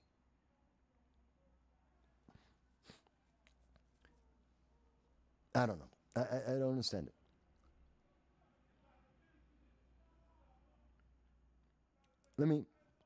So that's been pissing me off, obviously. And by the way, where is it? And by the way, let's make sure we understand Hamas are no gentle angels here. We're not talking about friendly angels by any means. When we look at Hamas, and people like go, oh, well, they're not that bad. They're good guys. Yeah, okay. This is from Reuters. Gaza evacuation suspended. The thing I've isolated here, the reason why, for temporarily, people are not able to evacuate, refugees are not allowed to escape from Gaza into Egypt, it's because of Hamas. Hamas blew up an ambulance. Hamas is oppressing the fellow Palestinians. They are attacking the refugees and also foreign nationals trying to get out of Gaza. They're attacking them because they have less human shields. This is why the border was, that's it. That's why the border was closed down. They're making it hard. And we've seen several reports now, last week, this week, where we know Hamas is preventing people from leaving Gaza. The terrorists want Palestinians, they want foreign nationals in Gaza so they have more shields so they can protect themselves. That's evil. That is point blank evil. So when I hear people saying, oh, Gaza is, no, they're evil. Get it right. All right. Let me double check. There's more in the description, and I don't have a whole lot of time today. Like I said, I got to take care of this. And by the way, Hamas is very sure that in North Korea is happy. Hamas is celebrating North Korea. North Korea is celebrating Hamas. There's an article from India Today. The link is in the description of the video. You can see it for yourself, how they're chanting and cheering up each other, Hamas and North Korea. And they're praying for and they're praising the demise of the United States. And I think that has a lot to do with college students, like what we're seeing in Cornell, like we're seeing in Harvard, like we're seeing at most of the major institutions across this nation.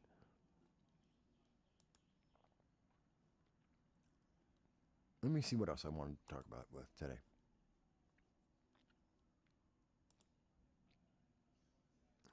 I'm just checking on the notes. So, again, you can feel whatever you want. I'm not telling you what to feel. Feel however you want. The facts are absolute. They are clear. And we have a problem in America. Even if you don't care about everything else that we've discussed, if you don't think anything else that we've discussed in terms of the economy, in terms of race relations, in terms of addiction, everything else, if you think nothing else is a problem, you think Rashida Tlaib is an angel, fantastic, this should scare you. If nothing else, that we have colleges that have recruited and or trained students to be terrorists. That's a problem. So, with that said, and on that note, I do want to thank everyone, including DH, and I do ask everyone, if you found this to be interesting, educational, informative, all we ask, like, share, subscribe. That's all we ever ask for. Like, share, subscribe. Let other people in. People like DH. I'm happy that DH was part of the conversation. I'm happy that DH added their voice to the conversation and challenged me and said, hey, there's a different opinion out there. I'm happy for that. That's a good thing.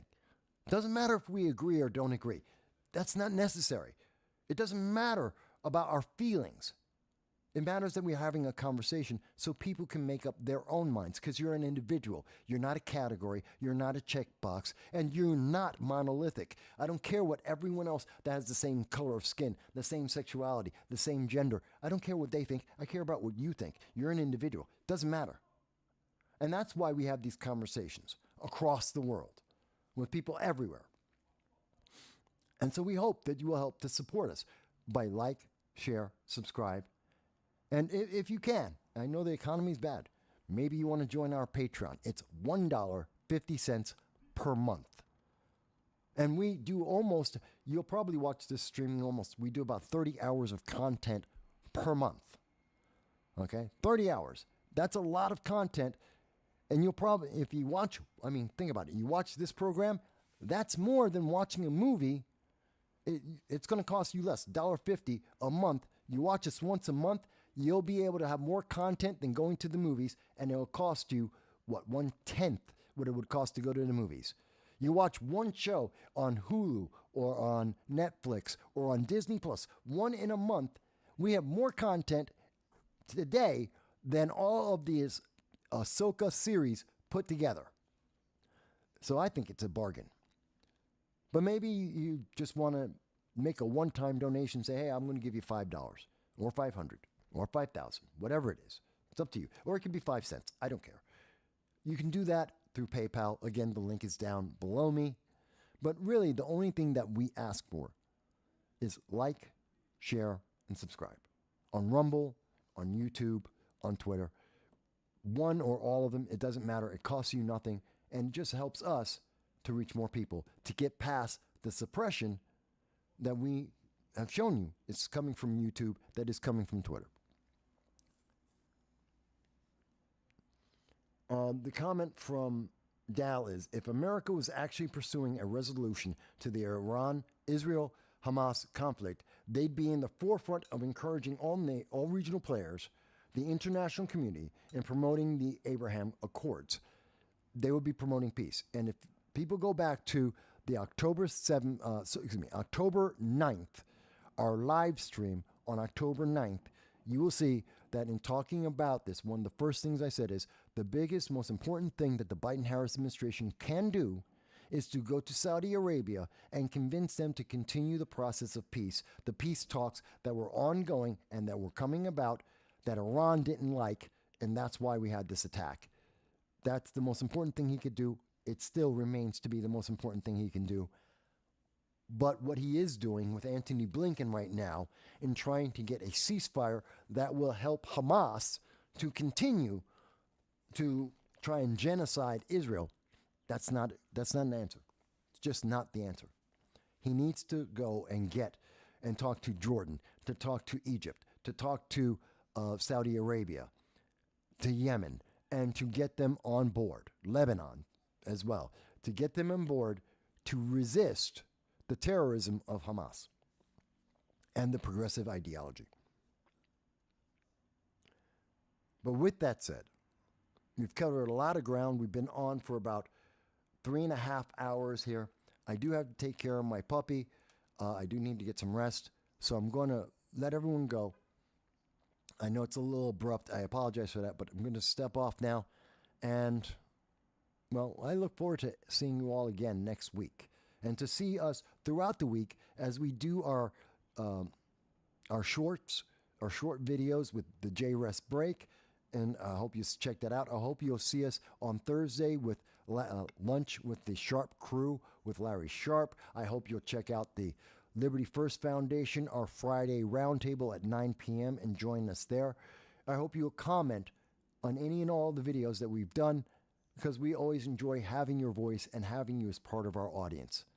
Even when you disagree with us, even if you think we're wrong, I enjoy and I thank you for being part of the audience, because you're important and I value you. Thank you, and I hope you'll be